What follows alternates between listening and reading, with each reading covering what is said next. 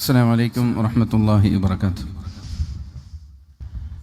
أعوذ بكلمات الله التامات من كل شيطان وهامة ومن كل عين لامة. أعوذ بالله من الشيطان الرجيم. بسم الله الرحمن الرحيم. الحمد لله رب العالمين. الصلاة والسلام على سيدنا محمد أشرف المرسلين وعلى آله وصحبه أجمعين. أما بعد. اللهم لا علم لنا إلا ما علمتنا ولا معرفة إلا ما ألهمتنا. اللهم علمنا ما ينفعنا وانفعنا بما علمتنا وزدنا علما. اللهم أرنا الحق حقا وارزقنا اتباعه وأرنا الباطل باطلا وارزقنا اجتنابه. اللهم عليك توكلنا وإليك أنبنا وإليك المصير. اللهم رحمتك نرجو فلا تكلنا إلى أنفسنا طرفة عين وأصلح لنا شؤوننا كله لا إله إلا أنت. أعوذ بالله من الشيطان الرجيم. بسم الله الرحمن الرحيم.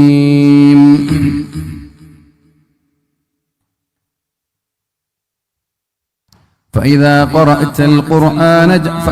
قرأت القرآن فاستعذ بالله من الشيطان الرجيم. إنه ليس له سلطان على الذين آمنوا وعلى ربهم يتوكلون. إنما سلطانه على الذين يتولونه والذين هم به مشركون. صدق الله العلي العظيم. وصدق وبلغ رسوله الكريم. ونحن على ذلك من الشاهدين الشاكرين. والحمد لله رب العالمين.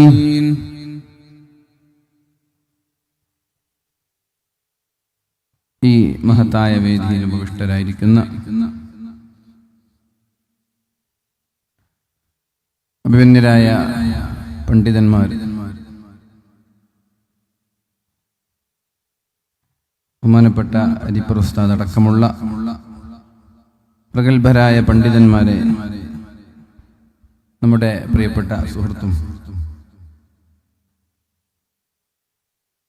Accord Islamic സെന്ററിന്റെ സജീവ സാന്നിധ്യവുമായ നമ്മുടെ പ്രിയപ്പെട്ട ടിറ്റയും ബഷീർ അടക്കമുള്ള ഉമറാക്കളെ, ഈ മഹത്തായ സദസ്സിൽ ഒരുമിച്ചു കൂടിയ പ്രിയപ്പെട്ട സഹോദരങ്ങളെ, സഹോദരിമാരെ, അല്ലാഹു ഈ മഹത്തായ സംഗമം സ്വാലിഹായ അമലായി നമ്മളിൽ നിന്ന് സ്വീകരിക്കട്ടെ. നാഫിയായ ഇൽമും ബുദ്ധിശക്തിയും ഓർമ്മശക്തിയും നൽകി അല്ലാഹു നമ്മെ അനുഗ്രഹിക്കട്ടെ.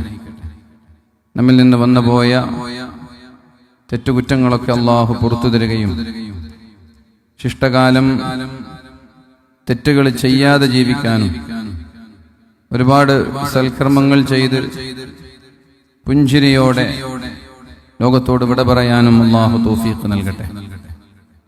നമ്മുടെ അഭിവന്ദനായ ഹസൻ സർ ഉണ്ട്, ഡോക്ടർ ഹസൻ സർ, സാഫിയിലെ ഇസ്ലാമിക് ഡിപ്പാർട്ട്മെന്റിന്റെ വർഷങ്ങളോളം HOD-ആയി ഞാൻ സാഫിയിൽ പഠിക്കുമ്പോൾ PG ചെയ്യുന്ന സമയത്ത് ഇതിൻ്റെയൊക്കെ HOD-ആയിരുന്ന പ്രിയപ്പെട്ട ഹസൻ സർ ഉണ്ട് ഇവിടെ. അല്ലാഹു ആഫിയത്തും ആരോഗ്യവും നൽകി അനുഗ്രഹിക്കട്ടെ. അതേപോലെ ഒരുമിച്ച് കൂടിയ പ്രിയപ്പെട്ടവരെ, അല്ലാഹു ഈ മഹത്തായ സംഗമം ഒരു സ്വാലിഹായ അമലായി നമ്മളിൽ നിന്ന് സ്വീകരിക്കട്ടെ. വലിയൊരു വിവാഹ സംഗമത്തിലാണ് നമ്മൾ ഒരുമിച്ച് കൂടിയിട്ടുള്ളത്. നമ്മുടെ മക്കളുടെ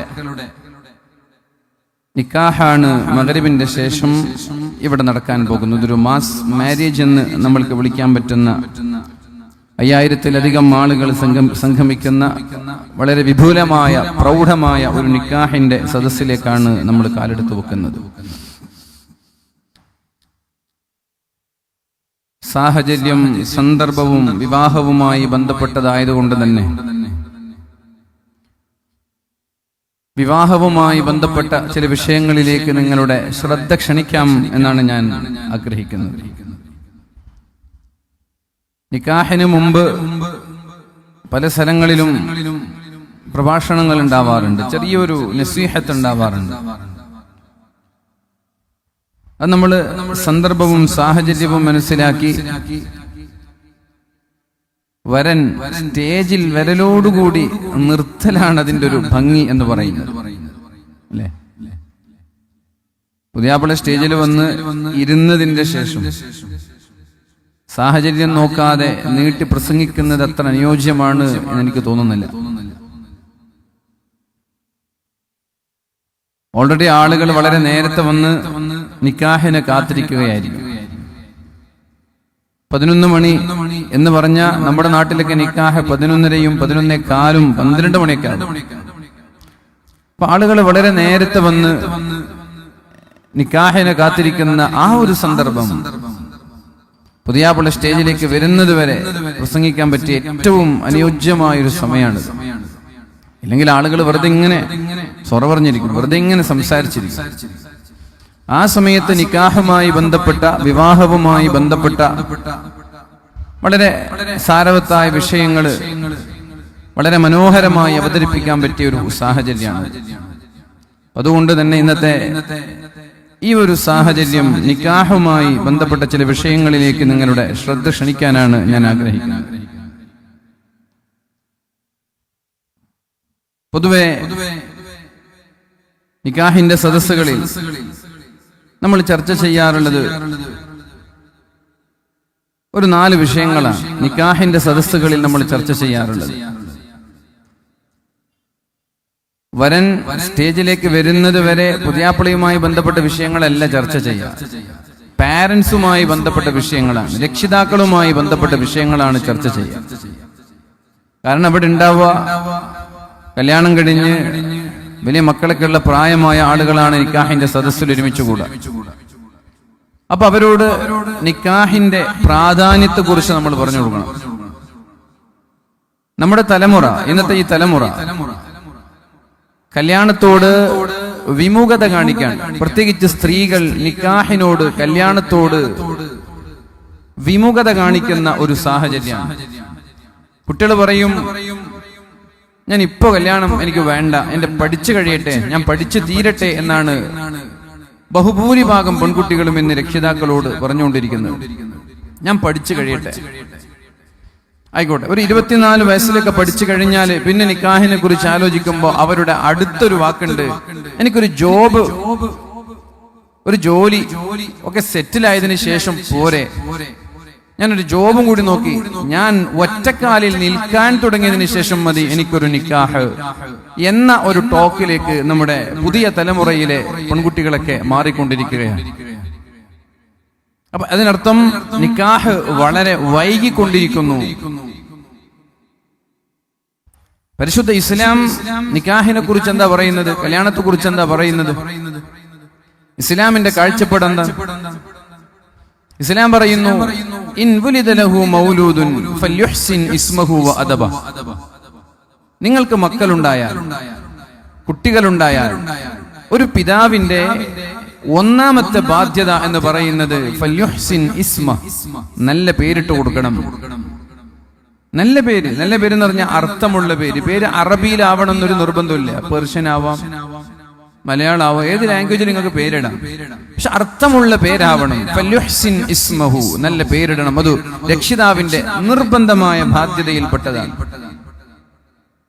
മോശമായ പേരിട്ടപ്പോ ഹബീബായ റസൂലുള്ളാഹി സ്വല്ലല്ലാഹു അലൈഹി വസല്ലം ആ പേര് മാറ്റാൻ പലപ്പോഴും സ്വഹാബാക്കളോട് ആവശ്യപ്പെട്ടിട്ടുണ്ട്. അപ്പൊ ഒന്നാമത്തെ ബാധ്യത എന്ന് പറയുന്നത് നല്ല പേരിടലാണ്. ഞാൻ അതിന്റെ വിശദീകരണത്തിലേക്ക് പോകുന്നില്ല. രണ്ടാമത്തെ ബാധ്യത എന്ന് പറയുന്നത് ഫല്യുഹ്സിൻ ഇസ്മഹു വഅദബ, അദബ് പഠിപ്പിച്ചു കൊടുക്കണം.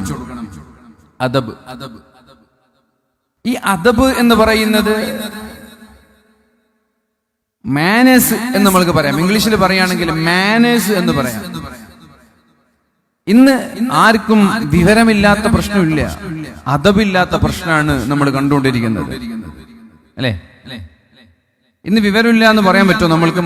നമ്മുടെ മക്കൾക്കൊക്കെ ഒന്നും വിവരമില്ല എന്ന് നമ്മൾക്ക് പറയാൻ പറ്റുമോ? അദബ് കുറവാണ്. ബഹുമാനിക്കേണ്ടവരെ ബഹുമാനിക്കാൻ അറിയില്ല, ആദരിക്കേണ്ടവരെ ആദരിക്കാൻ അറിയില്ല. വീട്ടിലേക്ക് ആരെങ്കിലും ഒരു ഗസ്റ്റ് വന്നാൽ അവരോട് സംസാരിക്കണം എന്നറിയില്ല. മൊബൈൽ ഫോൺ കയ്യിൽ പിടിച്ച് 2, 3, 4 മണിക്കൂറും മുറിയിൽ കുത്തിയിരുന്നാലും വീട്ടിലേക്ക് വന്ന ഒരു അതിഥിയോട് ഹായ് അസ്സലാമു അലൈക്കും എന്നൊക്കെ പറഞ്ഞൊരു സലാം പറയാൻ, അതൊക്കെ ഒരു മാനേഴ്സിൽ പെട്ടതാണ്. അതില്ല. അപ്പൊ അദബ് പഠിപ്പിച്ചു കൊടുക്കുക എന്നതാണ് രണ്ടാമത്തെ ബാധ്യത. അദബ് എന്താണ്? അദ്ദിബു ഔലാദക്കും അലാ സലാത്തി ഖിസ്വാൽ. 3 കാര്യം നിങ്ങൾ നിങ്ങളുടെ മക്കളെ പഠിപ്പിക്കണം. ഒന്ന്, ഹുബ്ബി നബിയിക്കും, ഹബീബായ നബി തങ്ങളോടുള്ള സ്നേഹം നിങ്ങൾ നിങ്ങളുടെ മക്കളെ പഠിപ്പിക്കണം. ഒന്നാമത്തെ ബാധ്യത. അപ്പൊ രണ്ടാമത്തേത് എന്താ? അഹ്ലു ബൈത്തിനെ, നബിയുടെ കുടുംബത്തെ സ്നേഹിക്കുക എന്നുള്ളതാണ്. ഒന്നാമത്തത് നബി തങ്ങളെ സ്നേഹിക്കലാണെങ്കിൽ രണ്ടാമത്തത് നബിയുടെ കുടുംബത്തെ സ്നേഹിക്കലാണ്. അഹ്ലുബൈത്തുമായി ബന്ധപ്പെട്ട ചർച്ചകൾ നമ്മൾ സോഷ്യൽ മീഡിയയിലൊക്കെ കണ്ടുകൊണ്ടിരിക്കുകയാണ്. അവിടെ ഓരോ പാരന്റും ഓരോ രക്ഷിതാവും ഞാൻ എൻ്റെ മക്കൾക്ക് അഹ്ലുബൈത്തുമായി ബന്ധപ്പെട്ട നിർദ്ദേശങ്ങൾ നൽകിയിട്ടുണ്ടോ എന്ന് ആലോചിക്കേണ്ടതുണ്ട്. ഇന്ന് നടക്കുന്ന ചില സാഹചര്യങ്ങളും ചില ചർച്ചകളും നമ്മൾ സോഷ്യൽ മീഡിയ നോക്കി വിലയിരുത്തുമ്പോൾ അഹ്ലുബൈത്താണ് ഹബീബായ നബി തങ്ങളുടെ രക്തമൊഴുകുന്നവരാണ് അവർ. തങ്ങന്മാർ എന്ന് നമ്മൾ പറയുന്ന, സയ്യിദന്മാർ എന്ന് നമ്മൾ പറയുന്ന അഹ്ലുബൈത്ത്, അവരെ സ്നേഹിക്കാൻ നിങ്ങൾ നിങ്ങളുടെ മക്കളെ പഠിപ്പിക്കണം. അത് രണ്ടാമത്തെ ബാധ്യതയാണ്. പിന്നെ മൂന്നാമത്തേതാണ് ഖുർആൻ പഠിക്കണം, ഖുർആൻ പഠിപ്പിക്കണം എന്ന് ഹബീബായ നബി തങ്ങൾ പറഞ്ഞത്. അപ്പോ എഡ്യൂക്കേഷനേക്കാളും മുമ്പ് അദബിനെയാണ് പറയുന്നത്.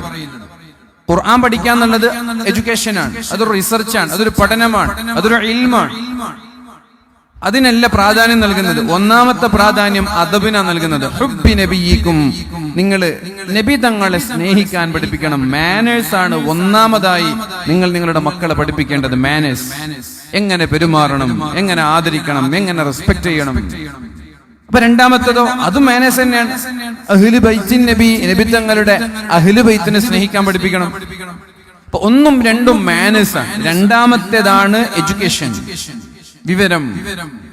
ആലോചിച്ച് നോക്ക്, അറിവുണ്ടായിട്ട് കാര്യമില്ലല്ലോ.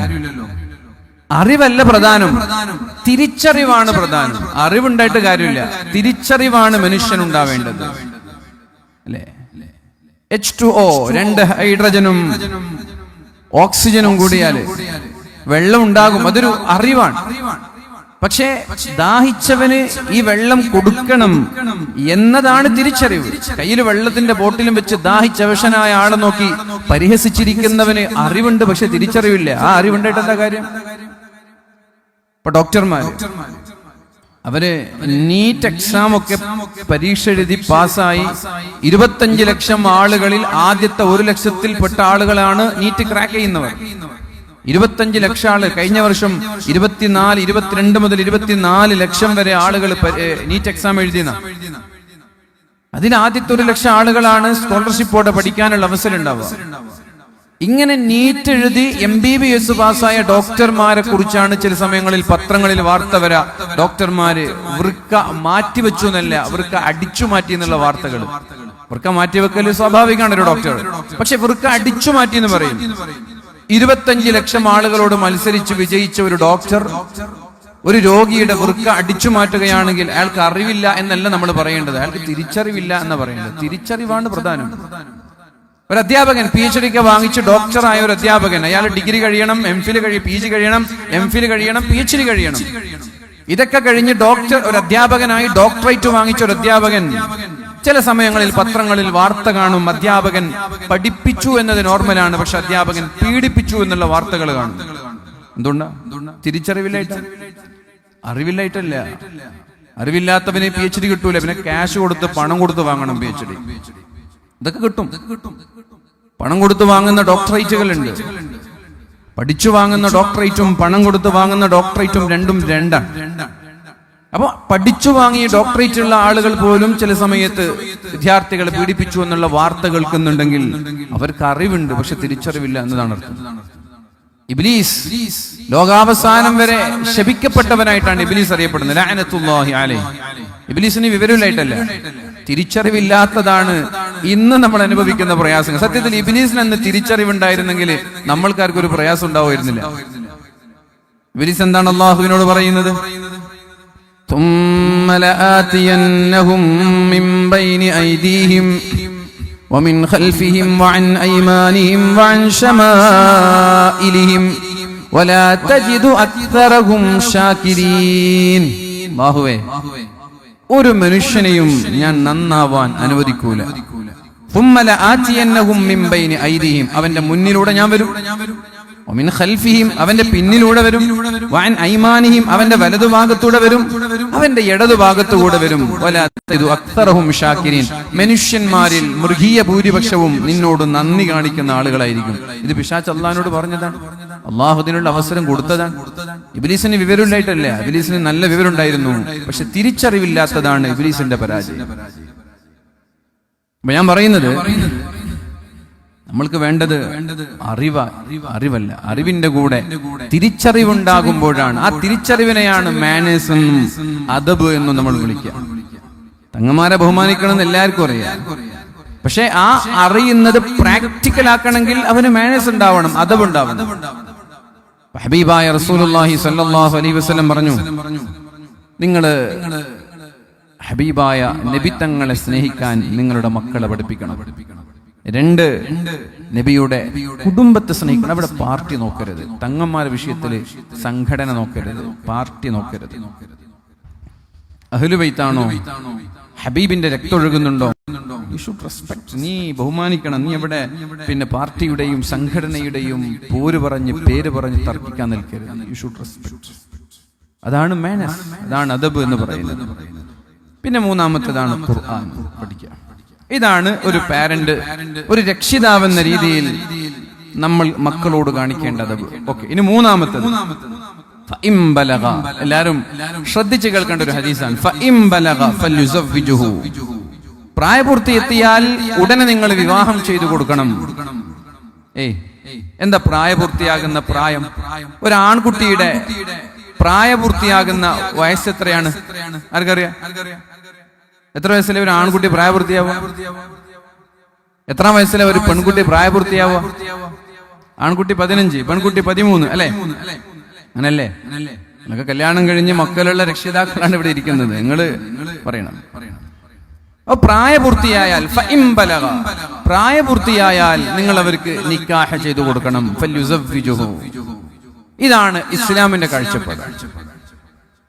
ഫഇം ബലഗ വലം യുസവ്വിജുഹു, പ്രായപൂർത്തി എത്തിയ മക്കളുണ്ട്, നിങ്ങൾ അവർക്ക് നിക്കാഹ് ചെയ്തു കൊടുത്തില്ല എങ്കിലോ ഫഇൻ അസ്വാബ ഇസ്മൻ ഫഇന്നമാ ഇസ്മുഹു അലാ അബവൈ, ഈ മക്കള് സ്വാഭാവികമായി പ്രായപൂർത്തി എത്തുമ്പോൾ വിവാഹം വൈകുന്നത് മൂലം അവരിലുണ്ടാകുന്ന തെറ്റുകൾ എന്തായിരിക്കും? വിവാഹം വൈകുന്നത് മൂലം ഉണ്ടാകുന്ന തെറ്റുകൾ. വിവാഹം വൈകിയത് കൊണ്ട് നിസ്കാരം കളാക്കൂല, വിവാഹം വൈകിയത് കൊണ്ട് നോമ്പ് ഒഴിവാക്കൂല. വിവാഹം വൈകിയത് മൂലം സംഭവിക്കാനുള്ള തെറ്റ് പ്രേമമാണ്, പ്രണയമാണ്, അഭിഹിതമായ ബന്ധങ്ങളാണ്, ചാറ്റിങ്ങുകളാണ്, വീഡിയോ കോൺഫറൻസുകളാണ്, അല്ലെ, ടെക്സ്റ്റിങ്ങുകളാണ്. ഇതൊക്കെയാണ് വിവാഹം വൈകുന്നത് മൂലം സ്വാഭാവികമായിട്ട് ഒരു ആണിന് പെണ്ണിനോടും പെണ്ണിന് ആണിനോടും പ്രായപൂർത്തി എത്തിയാൽ താല്പര്യം തോന്നും. അപ്പൊ അതുകൊണ്ട് പ്രായപൂർത്തി എത്തിയതിന്റെ ശേഷം വിവാഹം വൈകിയത് മൂലം അവർ ചെയ്യുന്ന തെറ്റുകളുടെ പൂർണ്ണമായ ഉത്തരവാദി മാതാപിതാക്കളായിരിക്കും എന്ന് പരിശുദ്ധ റസൂലുള്ളാഹി സ്വല്ലല്ലാഹു അലൈഹി വസല്ലം. നിങ്ങൾ സങ്കല്പിക്കുക, നിങ്ങൾക്ക് 18 വയസ്സായ ഒരു മകളുണ്ട്, 22 വയസ്സായ ഒരു മകൻ നിങ്ങൾക്കുണ്ട്. അവർക്ക് നിങ്ങൾ നിക്കാഹ് ചെയ്ത് കൊടുത്തില്ല. അവർ പ്രേമിച്ചിങ്ങനെ പ്രണയിച്ച് ചാറ്റ് ചെയ്ത് കിട്ടുന്ന അവസരങ്ങളിൽ പരസ്പരം മീറ്റപ്പ് ചെയ്ത് നടക്കാൻ അവർ കാണുന്ന ഓരോ ഹറാമുകൾ, അവർ ചെയ്യുന്ന ഓരോ ഹറാമുകൾ, അവരുടെ ഗാദറിംഗ്, അവരുടെ മീറ്റപ്പ്, അവരുടെ വീഡിയോ കോൾ, ആരാ ഉത്തരവാദി? അവര് ചെയ്യുന്ന ഓരോ ഹറാമുകളും മാതാപിതാക്കളുടെ ഏടിൽ കൂടി അള്ളാഹു എഴുതി വെക്കും എന്ന് പരിശുദ്ധ റസൂലുള്ളാഹി സ്വല്ലല്ലാഹു അലൈഹി വസല്ലം. ഇപ്പൊ നിങ്ങൾക്ക് മനസ്സിലാകും വിവാഹം വൈകിയാൽ പാരന്റ്സിന് ഉണ്ടാകുന്ന പ്രയാസം. ഫഇൻ അസ്വാബ ഇസ്മൻ ഫഇന്നമാ ഇസ്മുഹു അലാ അബവൈ. വിവാഹം വൈകുന്നത് മൂലം നമ്മുടെ മക്കൾ ചെയ്യുന്ന തെറ്റുകളുടെ ഒരു ഓഹരി മാതാപിതാക്കളുടെ ഏടിലും അള്ളാഹു എഴുതി വെക്കും എന്ന് പരിശുദ്ധ റസൂലുള്ളാഹി സ്വല്ലല്ലാഹു അലൈഹി വസല്ലം. അപ്പൊ ഇങ്ങനെ വരുമ്പോ എന്താ പരിഹാരം? പെട്ടെന്ന് നിക്കാഹ് ചെയ്ത് കൊടുക്കുക. നിക്കാഹ് ചെയ്ത് കൊടുക്കുമ്പോ പഠിക്കുന്ന കുട്ടി എങ്ങനെ നിക്കാഹ് ചെയ്ത് കൊടുക്കുക എന്നൊരു ഡൗട്ട് ഉണ്ടാവും അല്ലെ? പഠിക്കുന്ന കുട്ടി എങ്ങനെ നിക്കാഹ് ചെയ്ത് കൊടുക്കാൻ പറ്റും? എന്താ കുഴപ്പം? ഞാൻ ഇപ്പൊ ഒരു സ്റ്റുഡന്റാണ്, 34 വയസ്സായി, എനിക്ക് 2 കുട്ടികളുണ്ട്. ഞാൻ ഇപ്പോഴൊരു വിദ്യാർത്ഥിയാണ്. ഇവിടെ ഉണ്ട്. ഞാൻ മലേഷ്യൻ യൂണിവേഴ്സിറ്റിയിൽ PhDക്ക് പ്രപ്പോസൽ കൊടുത്തിരിക്കുന്ന ഒരാളാണ്. നമ്മുടെ മോട്ടിവേഷൻ എല്ലാം നൽകുന്ന ആളാണ് ഹസൻ സാർ ഇവിടെ ഉണ്ട്. അപ്പൊ പഠനത്തിനൊരു പ്രായപരിധിയിലാണ്. സത്യത്തിൽ ഞാൻ PG റെഗുലറായി പഠിച്ചത് എനിക്ക് 2 കുട്ടികളായതിനു ശേഷമാണ്. റെഗുലറായിട്ട് സാഫിയിൽ വന്ന് PG, സാഫി ഇവിടെ തന്നെയാണല്ലോ, മുകളിലാണല്ലോ.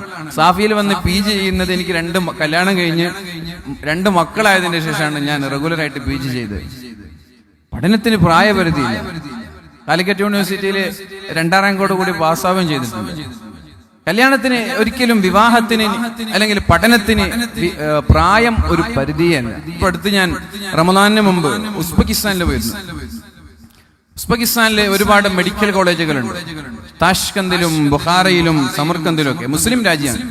98% മുസ്ലിമീങ്ങളുള്ള രാജ്യമാണ്. പക്ഷെ അവിടെ ദീൻ പഠിക്കണമെങ്കിൽ 18 വയസ്സ് കഴിയണം. 18 വയസ്സ് തികയുന്നതിന് മുമ്പ് ദീൻ പഠിക്കാൻ അവിടെ അലോഡല്ല.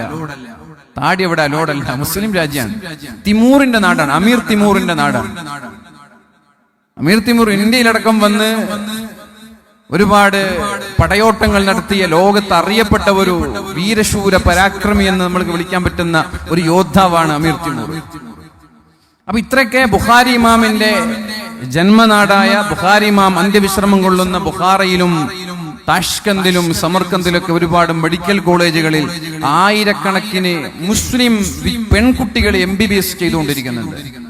നമ്മളവിടെ പോകുമ്പോ അവർ സ്വാഭാവികമായിട്ട് കാണാൻ വരും. സ്വാഭാവികമായിട്ടും നമ്മുടെ നാട്ടിൽ നിന്ന് പോകുമ്പോൾ അവർ നമ്മുടെ ഹോട്ടൽ റൂമുകളിൽ വന്ന് സംസാരിക്കും. അങ്ങനെ ബുഹാറയിലും വന്നു, താഷ്കന്ദിലും വന്നു, സമർക്കന്ദിൽ നിന്നൊക്കെ പെൺകുട്ടികൾ വന്ന് സംസാരിച്ചിട്ടുണ്ട്. ആൺകുട്ടികളുണ്ട്, വളരെ തുലം ആൺകുട്ടികൾ അവിടെ ഉണ്ട്. അവരവിടെ MBBS ചെയ്തുകൊണ്ടിരിക്കുകയാണ്. അപ്പൊ അതൊക്കെ നമ്മുടെ നാടിന്റെ ഗ്രോത്ത് ആണിത്, വളർച്ചയാണ്. നമ്മുടെ പെൺകുട്ടികൾ ധൈര്യമായി ഉസ്ബെക്കിസ്ഥാനിലേക്ക് പഠിപ്പിക്കാൻ അയക്കുന്നു എന്ന് പറഞ്ഞാൽ അത്രത്തോടൊരു വളർച്ച ഉണ്ടായി എന്നാണ് അർത്ഥം. ഞാൻ അതിനിടയിൽ ഒരു ചോദ്യം കൂടി ചോദിക്കാം. ഒരു കാലഘട്ടത്തിൽ ഇവിടെ പ്രഭാഷണ വിഷയങ്ങളിൽ ഏറ്റവും കൂടുതൽ മുഴങ്ങി നിന്ന ടോപ്പിക് സ്ത്രീധനായിരുന്നു അല്ലെ? മഅദനിയുടെ, അതുപോലെ തന്നെ അന്ന് തിളങ്ങി നിൽക്കുന്ന സർവ്വ പ്രഭാഷകന്മാരുടെയും പല മനോഹരമായ പ്രഭാഷണങ്ങളിൽ, ഇടിമുഴക്കം സംഭവിച്ച പ്രഭാഷണങ്ങളിൽ ചിലത് സ്ത്രീധനത്തിനെതിരെയായിരുന്നു. എന്നാ ഇന്ന് സ്ത്രീധനുണ്ടോ? ഇന്ന് സ്ത്രീധനുണ്ട് നിങ്ങൾക്ക് തോന്നുന്നുണ്ടോ? ആരെങ്കിലും സ്ത്രീധനം വാങ്ങി കല്യാണം കഴിക്കുന്ന ആളുകളുണ്ടോ? സ്ത്രീധനത്തിനെതിരെ ഒരു പ്രഭാഷണത്തിന്റെ ആവശ്യമുണ്ടോ? സത്യത്തിൽ ഇന്ന് പെണ്ണ് ഡിമാൻഡ് വെക്കാൻ, എനിക്ക് ഇങ്ങനെയുള്ള പുതിയാപ്പിള വേണം, എനിക്ക് ഇത്ര ക്വാളിഫൈഡ് ആയ പുതിയാപ്പിള വേണം, പഠിച്ച പുതിയാപ്പിള വേണം, ഇന്ന ജോലിയുള്ള ആള് വേണം. പെണ്ണ് ഡിമാൻഡ് വെക്കാൻ. ആണിനല്ല, ഇന്ന് പെണ്ണ് കിട്ടാത്ത എത്ര പുരുഷന്മാരുണ്ടെന്നറിയോ? സോഷ്യൽ മീഡിയയിലൊക്കെ സജീവമായി നമ്മളോട് ചാറ്റ് ചെയ്യുന്ന ഗൾഫിലും നാട്ടിലുള്ള ചെറുപ്പക്കാരുണ്ട്. അവര് പലപ്പോഴും പരാതി പറയുന്നത്, അതെ ഞങ്ങൾ പ്രേമിക്കാത്തത് കൊണ്ട് ഞങ്ങൾക്ക് പെണ്ണ് കിട്ടുന്നില്ല. പ്രേമിച്ചില്ലെങ്കിൽ പെണ്ണില്ല എന്നൊരു രീതിയിലേക്ക് എത്തി സമൂഹം. അഥവാ നല്ലൊരു വിഭാഗം, നല്ല ഒരു ഭൂരിഭാഗം ചെറുപ്പക്കാരും പെണ്ണ് കിട്ടാതെ പെണ്ണ് തേടി നടക്കാൻ. അതേസമയം സ്ത്രീകൾ വമ്പൻ ഡിമാൻഡ് വെക്കാൻ, എനിക്ക് ഇങ്ങനെയുള്ള പുതിയാപ്പിള വേണമെന്നുള്ള ഡിമാൻഡുകൾ വെക്കുമ്പോൾ അതിനനുസരിച്ച് നിൽക്കാൻ, അതിനനുസരിച്ച് പ്രപ്പോസ് ചെയ്യാനുള്ള പുരുഷന്മാരുടെ അഭാവമുണ്ട്. അപ്പൊ അന്നത്തെ സ്ത്രീധനം എന്നുള്ളൊരു വിഷയത്തിൽ നിന്ന് ആണ് കിട്ടണമെങ്കിൽ ഇത്ര ലക്ഷങ്ങൾ കൊടുക്കണം, കാറ് കൊടുക്കണം, സ്വർണം കൊടുക്കണം എന്ന ഒരു ഡിമാൻഡിൽ നിന്ന് ഇന്ന് പെണ്ണ് പറയുന്നിടത്തേക്ക് വിവാഹങ്ങൾ മാറാൻ കാരണം നമ്മുടെ പെൺകുട്ടികൾ എഡ്യൂക്കേറ്റഡ് ആയി, പെൺകുട്ടികൾ വിദ്യാസമ്പന്നരായി എന്നതാണ് കാരണം. പെൺകുട്ടികളൊക്കെ പഠിച്ചു തുടങ്ങി. പെൺകുട്ടികളൊക്കെ പണ്ട് സ്വർണമാണ് ഏറ്റവും വലിയ അസറ്റ് എന്ന് പറഞ്ഞ് കല്യാണം കഴിപ്പിച്ചു കൊടുക്കുന്ന സമയത്ത് 100 പവൻ കൊടുത്തിരുന്നെങ്കിൽ ഇന്നൊരു പിതാവ് കല്യാണം കഴിക്കാൻ വരുന്ന ഭർത്താവിനോട് പറയുന്നത് എന്റെ അസറ്റ് ഇതാ, ഒരു എഞ്ചിനീയറായ അല്ലെങ്കിൽ ഒരു ഡോക്ടറായ അല്ലെങ്കിൽ ഒരു PhD കരസ്ഥമാക്കിയ അല്ലെങ്കിൽ ഒരു ആർക്കിടെക്റ്റായ അല്ലെങ്കിൽ CA ആയ, ഇങ്ങനെ ഓരോ മേഖലകളിലുള്ള ക്വാളിഫൈഡ് ആയിട്ടുള്ള വിദ്യാസമ്പന്നയായ ഒരു മകളാണ് എനിക്കുള്ളത്. ഇതാണ് എന്റെ അസറ്റ്. ഗോൾഡ് ഇല്ല, കാറില്ല, സ്ത്രീധനമില്ല, ഇതാണ് എന്റെ അസറ്റ്. വിദ്യാസമ്പന്നയായ ഒരു മകൾ. അപ്പോഴേക്കും പെൺകുട്ടികള് സെൽഫ് സഫിഷ്യന്റ് ആയി, സ്വയം പര്യാപ്തരായി. അപ്പൊ ഞാൻ പറയുന്നത്, നിക്കാഹ് നേരത്തെയാക്കുന്നത് കൊണ്ട് ഒരിക്കലും നമ്മുടെ പെൺമക്കളുടെ പഠനത്തെ ബാധിക്കൂല എന്ന് ഞാൻ നിങ്ങൾക്ക് 100% ഉറപ്പ് തരാം. പെൺകുട്ടികളൊക്കെ മുടന്തൻ ന്യായങ്ങൾ പറയും, എക്സ്ക്യൂസുകൾ പറയും. എന്താ എക്സ്ക്യൂസ് പറയാ? എനിക്ക് നിക്കാഹ് കഴിഞ്ഞാൽ പഠിക്കാൻ പറ്റൂല. അങ്ങനെയല്ല, നിക്കാഹ് കഴിഞ്ഞാലാണ് നിങ്ങൾക്ക് പഠിക്കാൻ പറ്റുക. 10ാം ക്ലാസ്സിൽ എല്ലാ വിഷയങ്ങളിലും A+ വാങ്ങിച്ചവർ, +2 എല്ലാ വിഷയങ്ങളിലും A+ വാങ്ങിച്ചവർ, എന്റെ ഡിഗ്രിയിലെത്തുമ്പോൾ പല വിഷയങ്ങളും അവർക്ക് മിസ്സായി പോകുന്നത്.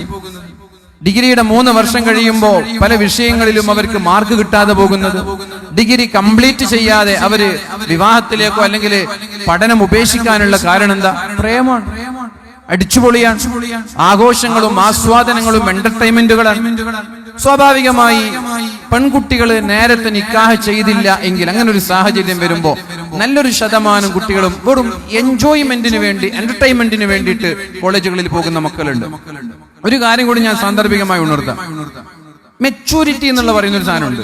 ഡിഗ്രിയിൽ നല്ലൊരു ശതമാനം കുട്ടികളും എന്റർടൈൻമെന്റ് ചെയ്യാൻ വേണ്ടി വരാണ്, പഠിക്കാൻ വേണ്ടിയിട്ട്. എന്നാൽ PGയിലേക്ക് എത്തുമ്പോൾ അവർ സ്വബോധത്തോടുകൂടി ഒരു മെച്ചൂർഡായി എനിക്ക് എന്തെങ്കിലും ആവണമെന്നുള്ള ചിന്തയോടുകൂടി വരികയാണ്. ഇപ്പൊ PGയിലെത്തിയ നല്ലൊരു ശതമാനം കുട്ടികളും ഉയർന്ന രീതിയിലേക്ക് വളരും. എന്നാൽ ഡിഗ്രിയിലെത്തിയ പല കുട്ടികളും PGയിലെത്തൂല. SSLC 99.9% ആളുകൾ പാസ്സായാൽ അവർ +2 എത്തുന്നുണ്ട്. +2 85% ആളുകൾ പാസ്സായാൽ അവർ ഡിഗ്രിയിലേക്ക് എത്തുന്നുണ്ട്. എന്തുകൊണ്ടാണ് 85% ആളുകൾ ഡിഗ്രിയിലെത്തിയിട്ട് PGയിലെത്തുമ്പോൾ ആളുകളുടെ സാന്നിധ്യം കുറയുന്നത്? പെൺകുട്ടികളായാലും ആൺകുട്ടികളായാലും PGയിലുള്ളവരുടെ പ്രസൻസ് കുറയുന്നത് എന്തുകൊണ്ടാണ്? അപ്പിയറൻസ് കുറയുന്നത് എന്തുകൊണ്ടാണ്? കാരണം ഈ 3 വർഷത്തെ കാലയളവിൽ ചില ആളുകൾ കളിച്ച്, ചിരിച്ച്, അടിച്ചു പൊളിച്ച്, എൻജോയ് ചെയ്ത്, പാട്ട് പാടി, നൃത്തം ചെയ്ത്, വെറും സെൻഡ് ഓഫുകളും അതുപോലെ തന്നെ ഗാനമേളകളും അടിച്ചുപൊളിയും ഡാൻസും നൃത്തവും മാത്രം ഇത് ആസ്വദിക്കാൻ വേണ്ടി മാത്രം കോളേജുകളിൽ വരുന്ന ആളുകളുണ്ട്. അതിൽ കുറച്ച് ആളുകൾ പഠിക്കുമ്പോൾ പഠിച്ച ആളുകൾ PGയിലെത്തും. PGയിലെത്തിയ ആളുകൾ നല്ല ലക്ഷ്യത്തോടുകൂടി അവർ മുന്നോട്ട് പോകും. ഇങ്ങനൊരു സാഹചര്യം വരുമ്പോ 18 വയസ്സായ ഒരു പെൺകുട്ടിക്ക് നമ്മൾ നിക്കാഹ് ചെയ്തു കൊടുക്കുക. എന്താ നിക്കാഹ് എന്ന് പറഞ്ഞാല്? ഹലാലായ പ്രണയം എന്ന് പറയാം, അനുവദനീയമായ പ്രണയം. അതിനെയാണ് നിക്കാഹ് എന്ന് പറയാം. നിക്കാഹ് കഴിച്ചു എന്ന് പറഞ്ഞാല് അവരൊരിക്കലും വീട്ടുകൂടണമെന്നില്ല, ഭർത്താവിന്റെ വീട്ടിലേക്ക് മാറി താമസിക്കണമെന്നില്ല. എന്താ 18 വയസ്സിൽ നിക്കാഹ് കഴിച്ചാലുള്ള കുഴപ്പമെന്താ? 12ാം വയസ്സ് മുതൽ പ്രേമിക്കാൻ തുടങ്ങുന്നില്ലേ നമ്മുടെ മക്കള്? SSLCയിലും 15 വയസ്സിൽ 16 വയസ്സിൽ പ്രേമിക്കാൻ തുടങ്ങുന്നില്ലേ? 8ാം ക്ലാസ് മുതൽ 9ാം ക്ലാസ് മുതൽ നമ്മുടെ മക്കൾ പ്രേമിച്ചു തുടങ്ങുന്നുണ്ട്. അപ്പൊ ഒരു 18 വയസ്സാകുമ്പോ ഒരു ഹലാലായ പ്രണയം, അതിനെയാണ് നിക്കാഹ് എന്ന് പറയാം. ഹലാലായ പ്രണയം എന്താ? അതുകൊണ്ട് എന്താണ് ഇഷ്ടം? 22 വയസ്സുള്ള ഒരു ചെറുപ്പക്കാരനും നമ്മൾ നിക്കാഹ് ചെയ്തു കൊടുക്കണം. 22 വയസ്സെന്ന് പറഞ്ഞാൽ PG ചെയ്യുന്ന പ്രായമാണ്. ആ സമയത്ത് നിക്കാഹ് ചെയ്തു കൊടുക്കണം. അപ്പൊ സ്വാഭാവികമായി ഇവിടെയുള്ള പാരന്റ്സിന് ഒരു ഡൗട്ട് ഉണ്ടാകും, 22 വയസ്സുള്ള ഒരു ചെറുപ്പക്കാരന് എന്ത് ആലോചിച്ചിട്ടാണ് നമ്മൾ നിക്കാഹ് ചെയ്ത് കൊടുക്കേണ്ടത്? അവൻ പഠിക്കുന്ന കുട്ടിയാണ്. അവനൊരു പെണ്ണിനെ പരിപാലിക്കാനും വളർത്താനും ചെലവ് കൊടുക്കാനുള്ള സംവിധാനം അവന്റെ കയ്യിലുണ്ടോ? ഞാൻ എന്റെ 18 വർഷം മകളെ വളർത്തിയിട്ട് 18 വർഷം എന്റെ മകളെ വളർത്തിയിട്ട് ഒരു പ്രതീക്ഷയില്ലാതെ പഠിക്കുന്ന ഒരു വിദ്യാർത്ഥിക്ക് ഞാൻ എങ്ങനെ കൈമാറാ എന്ന് ചിന്തിക്കുന്നുണ്ടാവും. അവിടെയാണ് പരിശുദ്ധ ഖുർആനിന്റെ മനോഹരമായ ആയത്ത് നിങ്ങളുടെ മനസ്സിലേക്ക് കടന്നു വരേണ്ടത്. ഖുർആൻ പറയുന്നുണ്ട്, വഅൻകിഹുൽ അയാമാ മിൻകും വസ്സാലിഹീന മിൻ ഇബാദികും വഇമാഇകും ഇൻ യകൂനൂ ഫുഖറാ യുഗ്നിഹിമുല്ലാഹ്. നിങ്ങൾ കല്യാണം കഴിപ്പിച്ചു കൊടുക്കണം. അവർ ദരിദ്രരാണെങ്കിൽ യുഗ്നിഹിമുല്ലാഹ്, നിങ്ങൾക്ക് ഐശ്വര്യം നൽകുന്നത്, നിങ്ങൾക്ക് സമ്പത്ത് നൽകുന്നത് അല്ലാഹുവാണ്. പണമില്ല എന്ന റീസൺ പറഞ്ഞ്, ജോലിയില്ല എന്ന കാരണം പറഞ്ഞ് ഒരു കാരണവശാലും നിങ്ങൾ വിവാഹം പിന്തിപ്പിക്കരുത്. ഇൻ യകൂനൂ ഫുഖറാ, നിങ്ങൾ ആകെ നോക്കേണ്ട മാനദണ്ഡം, ഒരു പെണ്ണിന്റെയും ഒരു ആണിന്റെയും വിവാഹത്തിന് സൂട്ടബിൾ ആയ ക്രൈറ്റീരിയകൾ എന്താണ്? ദീൻ ഉണ്ടാവുക എന്നുള്ളതാണ്. അത് ആണിന് മാത്രമല്ല പെണ്ണിനും ദീന് വേണം, പെണ്ണിന് മാത്രമല്ല ആണിനും ദീന് വേണം. നമ്മൾ പലപ്പോഴും പ്രഭാഷണങ്ങളിൽ പറയാ, ദീനുള്ള പെണ്ണിനെ കല്യാണം കഴിക്കണമെന്ന്, അതോടൊപ്പം ദീനുള്ള ആണിനെ കല്യാണം കഴിക്കണമെന്നും ഹദീസുകളിലുണ്ട്. അത് നമ്മൾ പലപ്പോഴും മൂടി വെക്കാറാണ്.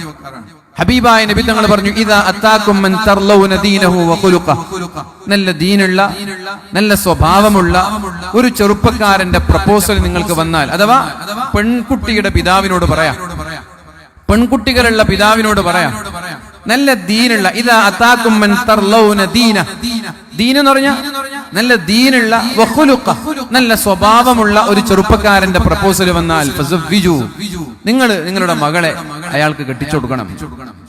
ഇല്ല, നിങ്ങളതിന് കെട്ടിച്ചു കൊടുക്കാതെ എക്സ്ക്യൂസ് പറയാൻ, എന്റെ മോള് പഠിക്കാണ്, എന്റെ മോൾക്ക് സമയമായിട്ടില്ല, എന്റെ വീടിന്റെ പണി കഴിയട്ടെ, അങ്ങനെ ഓരോ എക്സ്ക്യൂസുകൾ പറഞ്ഞാൽ, ഇളവുകൾ പറഞ്ഞാൽ ഫതകുൻ ഫിത്നതുൻ വഫസാദുൻ അരീൽ, വ്യാപകമായ ഫിത്നകളെ നിങ്ങൾ അഭിമുഖീകരിക്കേണ്ടി വരുമെന്ന് ഹബീബായ നബി തങ്ങൾ പറയുന്നുണ്ട്. ശ്രദ്ധിക്കാം, വ്യാപകമായ ഫിത്നകളെ നിങ്ങൾ അഭിമുഖീകരിക്കേണ്ടി വരും. എപ്പോ നിങ്ങൾക്ക് 18 വയസ്സായൊരു മകളുണ്ടായി, ആ മകൾക്ക് അനുയോജ്യമായ ഒരു ഇണ വരുമ്പോ, ഒരു പ്രപ്പോസൽ വരുമ്പോ അതിനെ നിങ്ങൾ ചില എക്സ്ക്യൂസുകൾ പറഞ്ഞ് മാറ്റിവെച്ചാൽ, എക്സ്റ്റെൻഡ് ചെയ്യിപ്പിച്ചാൽ, ഡിലേ നീട്ടിവെച്ചാൽ എന്താ ഉണ്ടാവുക? ഫിത്നത്തുൻ വഫസാദുൻ അരീൽ, വ്യാപകമായ ഫിത്നയും ഫസാദും ഉണ്ടാകുമെന്ന് ഹബീബായ നബി തങ്ങൾ നമ്മോട് പഠിപ്പിക്കാൻ. കാണുന്നില്ലേ ഫിത്നകള്, ഒളിച്ചോട്ടങ്ങള്, ഇന്റർകാസ്റ്റ് മാരേജുകള്. ഇന്റർകാസ്റ്റ് മാരേജ് ഒക്കെ നോർമലായി. പണ്ടൊക്കെ നമ്മള് ഒരു മുസ്ലിം പെൺകുട്ടിയും ഒരു മുസ്ലിം ആൺകുട്ടിയും പ്രേമിക്കുന്നത് വലിയ പ്രശ്നമായിരുന്നു. ഒരു 10 വർഷം മുമ്പ് ഒളിച്ചോടി എന്ന് പറഞ്ഞാൽ നാണക്കേടായിരുന്നു. പണ്ട് ഒരു 10 വർഷം മുമ്പൊക്കെ പ്രേമം, ലവ് മാരേജ് എന്ന് പറയുന്നത് പോലും ഒരു 10 വർഷം മുമ്പ് നാണക്കേടായിരുന്നു. എന്ന കാലക്രമേണ മുസ്ലിം പെൺകുട്ടിയും മുസ്ലിം ആൺകുട്ടിയും പ്രേമിക്കുന്നത് തെറ്റല്ലാതെ വന്നു. ഇന്നത്തെ ബഹുഭൂരിഭാഗം വിവാഹങ്ങളും പ്രേമകല്യാണങ്ങളാണ്. അത് നോർമലൈസ് ചെയ്യപ്പെട്ടു. ഒളിച്ചോട്ടങ്ങൾ, ഒരാൾ ഒളിച്ചോടി എന്നുള്ള വാർത്ത കേട്ടാല് നമ്മൾ എന്താ ചോദിക്കുക? മുസ്ലിമിന്റെ കൂടെയാണോ ഹിന്ദുവിന്റെ കൂടെയാണോ? അങ്ങനെ ചോദിക്കുക. ഇനി കുറച്ചുകൂടി കാലം കഴിഞ്ഞാല് ഇന്റർകാസ്റ്റ് മാരേജുകളും നോർമലൈസ് ചെയ്യപ്പെടും. ഒരു ഹിന്ദുവിന്റെ കൂടെ കല്യാണം കഴിച്ചാല് ഒരു കുഴപ്പമുണ്ടാവില്ല. ഒരു മുസ്ലിം പെൺകുട്ടിയും ഹിന്ദു ആൺകുട്ടിയും, ഹിന്ദു പെൺകുട്ടിയും മുസ്ലിം ആൺകുട്ടിയും, ഇങ്ങനെയുള്ള കല്യാണങ്ങൾ നോർമലൈസ് ചെയ്യപ്പെടും, സാധാരണയാകും. ആർക്കും അതൊരു വിഷയമല്ലാതെയായിരുന്നു. ഇനി ഒരു 5 വർഷം കൂടി കഴിഞ്ഞാൽ നമ്മൾ അഭിമുഖീകരിക്കേണ്ടി വരുന്ന പ്രശ്നം ഇതായിരിക്കും: ലെസ്ബിയൻ വിവാഹങ്ങൾ, പെണ്ണും പെണ്ണും തമ്മിലുള്ള വിവാഹങ്ങൾ. അതും ഇന്ന് നമ്മുടെ വീട് വിട്ട്, ഞാനൊരു മഹല്ലില് വാല് പറയാൻ പോയപ്പോ, ഒരു പ്രഭാഷണത്തിന് ചെന്നപ്പോ ഒരു മഹല്ലിലെ 5 പെൺകുട്ടികൾ ഇതേപോലെ ലെസ്ബിയൻ വിവാഹത്തിന് വീട് വിട്ടിറങ്ങിയവരാണ്. ഒരു മഹല്ലിലെ 5 പെൺകുട്ടികൾ. പെൺകുട്ടി പെൺകുട്ടിയെ വിവാഹം കഴിക്കുക, ആൺകുട്ടി ആൺകുട്ടിയെ വിവാഹം കഴിക്കുക. ഇങ്ങനൊരു സാഹചര്യമാണ്. ഇനി ഹിന്ദുവിന്റെ കൂടെ പോയാലും കുഴപ്പമില്ല, ഒരു പെണ്ണും പെണ്ണും തമ്മിലുള്ള വിവാഹം കാണാൻ എനിക്ക് കഴിയില്ല എന്നൊരു മെന്റാലിറ്റിയിലേക്ക് നമ്മൾ മാറും. എന്തുകൊണ്ടാണ് ഇതൊക്കെ ഉണ്ടാവുന്നത്? വിവാഹം വൈകുന്നു എന്ന കാരണത്താൽ. പ്രായപൂർത്തി എത്തുമ്പോഴാണ് വിവാഹം കഴിപ്പിക്കാൻ പരിശുദ്ധ ദീൻ പഠിപ്പിച്ചത്. പക്ഷെ നമ്മുടെ രാജ്യത്തിന്റെ നിയമം പാലിക്കേണ്ടത് നമ്മുടെ ബാധ്യത ആയതുകൊണ്ട് തന്നെ 18 വയസ്സിനപ്പുറത്തേക്ക് നമ്മൾ ചെല്ലരുത്. 18 വയസ്സ് നിക്കാഹ് ചെയ്തു കൊടുക്കണം. എന്നിട്ട് അവരെ പഠിപ്പിക്കാൻ പോണം. തുർക്കിയിൽ പോയപ്പോ മലപ്പുറം ജില്ലയിൽ നിന്നുള്ള ഒരു പെൺകുട്ടി തുർക്കിയിൽ പഠിക്കുന്നുണ്ട്. നോക്കൂ നിങ്ങള്, നമ്മുടെ സമൂഹം എവിടെ വരെ എത്തിയിട്ടുണ്ട് നിങ്ങൾ ആലോചിച്ചു. ഒറ്റയ്ക്കൊരു പെൺകുട്ടിയെ തുർക്കിയിലേക്ക് പഠിപ്പിക്കാൻ മാത്രം നമ്മൾ വളർന്നു. ഉക്രൈനിലും ഉസ്ബെക്കിസ്ഥാനിലും ജോർദാനിലൊക്കെ, അസർബൈജാനിൽ അടക്കമുള്ള പല രാജ്യങ്ങളിലും, UK-യിലുണ്ട് ഇഷ്ടം പോലെ നമ്മൾ വളർന്നു. ആ വളർച്ചയുടെ ഭാഗമായി സ്ത്രീധനം പോലെയുള്ള കാര്യങ്ങൾ നമ്മുടെ സമൂഹത്തിൽ നിന്ന് വേരോടെ പിഴുതെറിയപ്പെട്ടു. പെൺകുട്ടികൾക്ക് ഡിമാൻഡുള്ള കാലമാണ്. ഇനി ഭാര്യ ഗർഭിണിയാകുമ്പോ എനിക്കൊരു ആൺകുട്ടി തരണേ എന്ന് ദ്വാ ചെയ്യേണ്ട, പെൺകുട്ടിക്ക് വേണ്ടി ദ്വാ ചെയ്തോളൂ. പെൺകുട്ടികൾക്ക് ഡിമാൻഡുള്ള കാലം കടന്നു വരുന്നത്. 2 പെൺകുട്ടി, ഇനിയെങ്കിലും ഒരു ആൺകുട്ടി കിട്ടട്ടെ എന്ന് ദ്വാ ചെയ്യണ്ട. 3ാമത്തത് പെൺകുട്ടിയായാൽ അതും നിങ്ങൾക്ക് ഖൈറാണ്. 5 പെൺകുട്ടിയായാൽ അതും നിങ്ങൾക്ക് ഖൈറാണ്. കാരണം പെൺകുട്ടികൾക്ക് ഡിമാൻഡുള്ള കാലമാണ് ഇന്ന് നിങ്ങളുടെ മുന്നിലേക്ക് കടന്നു വരുന്നത്. അല്ലെങ്കിലും ഞാൻ ചോദിക്കട്ടെ, എന്തിനാണ് ഈ ആൺകുട്ടി ഒരു പെൺകുട്ടി എന്നുള്ളൊരു ഡിസ്ക്രിമിനേഷനിലേക്ക് നമ്മൾ പോകുന്നത്? നമ്മൾ അങ്ങനെയാണ് അള്ളാഹിനോട് ദ്വാരക്കേണ്ടത്. പഠിച്ചവനെ എനിക്ക് നല്ലൊരു ആൺകുട്ടി വേണം, നല്ലൊരു പെൺകുട്ടി വേണം എന്നാണ് ദ്വാരക്കേണ്ടത്. അങ്ങനെ ഒരു ദുആ പരിശുദ്ധ ഖുർആനിൽ എവിടെയെങ്കിലും നമ്മൾക്ക് കാണാൻ സാധിക്കുമോ? നമ്മൾ അള്ളാഹിനോട് ദ്വാരക്കേണ്ടത്, പഠിച്ചവൻ എനിക്ക് സ്വാലിഹായ മക്കൾ തരണം, ആണായാലും കുഴപ്പമില്ല പെണ്ണായാലും കുഴപ്പമില്ല. അങ്ങനെയാ ദുആ ചെയ്യേണ്ടത്. പെണ്ണിന് എന്താ കുഴപ്പം? അല്ലെങ്കിൽ ആണിന് എന്താ കുഴപ്പം? മഹതിയായ മറിയം ബീവിക്ക് പെണ്ണ് പ്രസവിച്ചപ്പോ അവിടുന്ന് ഇമ്രാൻ എന്നവർ അള്ളാനോട് പറയുന്നുണ്ട്, പടച്ചോനെ, ഞാൻ നേർച്ചയാക്കിയത് ആണാണെന്ന് വിചാരിച്ചിട്ടാണ്, ഇതൊരു പെണ്ണാണല്ലോ. അതോ അവര് നേർച്ചയാക്കാണ്, എന്റെ കുട്ടി ജനിച്ചാൽ ഞാൻ കുട്ടിയെ പള്ളിയുടെ പള്ളിയുടെ കാര്യം കൈകാര്യം ചെയ്യുന്ന ഒരാളായി ഞാൻ നിയമിക്കും, പള്ളിയുടെ ഉത്തരവാദിത്വം ഞാൻ ഏൽപ്പിക്കും. സ്വാഭാവികമായ ഒരു ആൺകുട്ടിയെ പ്രതീക്ഷിച്ചുകൊണ്ടാണല്ലോ അങ്ങനെ നേർച്ച ചെയ്യാം. പടച്ചോനെ, എനിക്ക് വന്നത് പെണ്ണാണ്, അതുകൊണ്ട് പള്ളിയുടെ കാര്യം ഏൽപ്പിക്കാൻ പറ്റൂലല്ലോ. പരിശുദ്ധ ഖുർആനിൽ മക്കൾക്ക് വേണ്ടിയുള്ള പ്രാർത്ഥനകൾ കാണാൻ സാധിക്കും നമ്മൾക്ക്. റബ്ബി ഹബ്ലി മിൻ ലദുൻക ദുർരിയതൻ തുയ്യിബ, അല്ലാഹുവേ എനിക്ക് നല്ല മക്കളെ തരണം. റബ്ബി ഹബ്ലി മിനസ് സ്വാലിഹീൻ, സ്വാലിഹീങ്ങളായ മക്കളെ തരണം. റബ്ബി ലാ തദർനി ഫർദൻ വ അൻത ഖൈറുൽ വാരിസീൻ, അല്ലാഹുവേ എനിക്ക് സ്വാലിഹീങ്ങളായ മക്കളെ തരണം. റബ്ബനാ ഹബ് ലനാ മിൻ അസ്വാജിനാ വദുർരിയാതിനാ ഖുർറത അയുൻ, അല്ലാഹുവേ കൺകുളിർമയുള്ള മക്കളെ തരണം. ഇവിടെയൊന്നും ആൺ പെൺ വേരിയേഷൻ ഇല്ല, ആണ് വേണോ അല്ലെങ്കിൽ പെണ്ണ് വേണം എന്നുള്ള ഒരു വ്യത്യാസമില്ല. മക്കളെ തരണം. നമ്മൾ ഒന്നാനോട് ആകെ ദ്വാരക്കേണ്ടത് ആഫിയത്തുള്ള സ്വാലിഹീങ്ങളായ മക്കളെ കിട്ടാൻ. പെണ്ണ് കിട്ടി നിങ്ങൾക്ക് ഓക്കെ, ഖൈറല്ലെങ്കിൽ അപകടമല്ലേ? ആൺകുട്ടി കിട്ടി, ആ ആൺകുട്ടി ഖൈറല്ലെങ്കിൽ അപകടമല്ലേ? മഹാനായ ദുൽഖർനൈൻ, മഹാനായ ഖിളർ നബി അലൈഹിസ്സലാമിന്റെ കൂടെ മൂസാ നബി അലൈഹിസ്സലാം യാത്ര ചെയ്യുമ്പോ ഒരു ആൺകുട്ടി ഇങ്ങനെ കളിച്ചുകൊണ്ടിരിക്കുകയാണ്. ആ ആൺകുട്ടിയെ ഖിളർ നബി സ്വകാര്യമായിട്ട് വിളിക്കുന്നുണ്ട്. വിളിച്ചിട്ട് ആ കുട്ടിയെ അറുത്തു കൊല്ലുന്നുണ്ട് ഖിളർ നബി അലൈഹിസ്സലാം. മൂസാ നബി ചോദിക്കുന്നു, അല്ലെങ്കിൽ എന്തായി ചെയ്ത്? പാവപ്പെട്ട ഒരു കുട്ടി നിങ്ങൾ കൊല്ലാണോ? ഖിളർ നബി അപ്പോഴല്ല, അവസാനം വെച്ച് മറുപടി പറയുന്നുണ്ട്, ഈ കുട്ടി വളർന്നാൽ മാതാപിതാക്കൾക്ക് അപകടകരമാം വിധം ഒരു ഡേഞ്ചറസ് ആയി കുട്ടി, വയലന്റ് ആയി കുട്ടി മാറും. മാതാപിതാക്കൾ ഈ കുട്ടി ആലോചിച്ച് ഖേദിക്കേണ്ടി വരും. അതുകൊണ്ട് സ്വാലിഹീങ്ങളായ മാതാപിതാക്കളായതുകൊണ്ട് ഈ കുട്ടിയോർത്ത് ഖേദിക്കേണ്ട ഒരു സാഹചര്യം അവർക്ക് വരരുത് എന്നാലോചിച്ച് ഞാൻ നേരത്തെ തന്നെ മുളയിലെ നുള്ളിക്കളഞ്ഞതാണ്. അപ്പൊ ഇങ്ങനെയുള്ള മക്കൾ കിട്ടിയിട്ട് എന്താ കാര്യം? അതുകൊണ്ട് ഒരിക്കലും ആൺകുട്ടി പെൺകുട്ടി ഇങ്ങനെയല്ല. അള്ളാഹുവിനോട് സ്വാലിഹീങ്ങളായ മക്കൾക്ക് വേണ്ടി ദുആ ചെയ്യുക, ആരോഗ്യമുള്ള ആഫിയത്തുള്ള മക്കൾക്ക് വേണ്ടി ദുആ ചെയ്താണ് ഖൈർ. അപ്പൊ ഞാൻ വിഷയത്തിലേക്ക് വരാണ് പ്രിയപ്പെട്ടവരെ.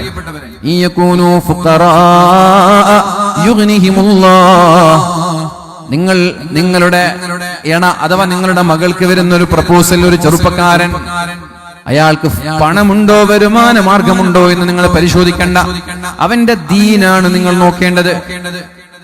രണ്ടും ഞാൻ പറഞ്ഞു, പെണ്ണിന്റെതും നോക്കേണ്ടത് ദീനാണ്, ആണിന്റെതും നോക്കേണ്ടത് ദീനാണ്.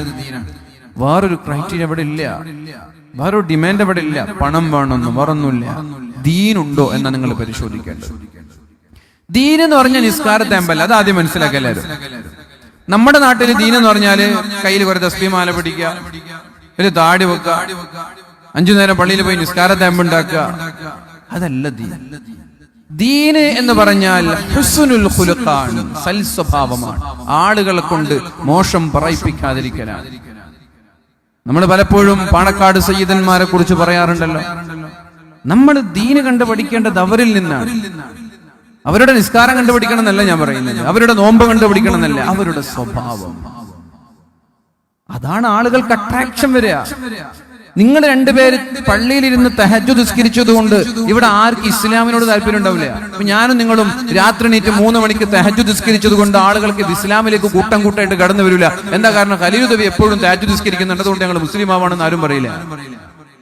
അത് എനിക്കുള്ളതാണ്, ഞാൻ തഹജ്ജുദ് നിസ്കരിക്കുന്നത്. എന്റെ ഇസ്ലാമിനെ മനോഹരമായി വരച്ചു കാണിക്കേണ്ടത് എന്റെ സ്വഭാവത്തിലൂടെയാണ്. അതിന്ന് വളരെ മനോഹരമായി ഈ കേരളത്തില് ആഭാലവൃദ്ധം കേരളത്തിലുള്ള മുഴുവൻ ജനങ്ങൾക്കും വളരെ വ്യക്തമായി കാണിച്ചു കൊടുക്കുന്ന ഒരു കുടുംബമുണ്ടെങ്കിൽ അത് പ്രിയപ്പെട്ട പാണക്കാട് കുടുംബമാണ്.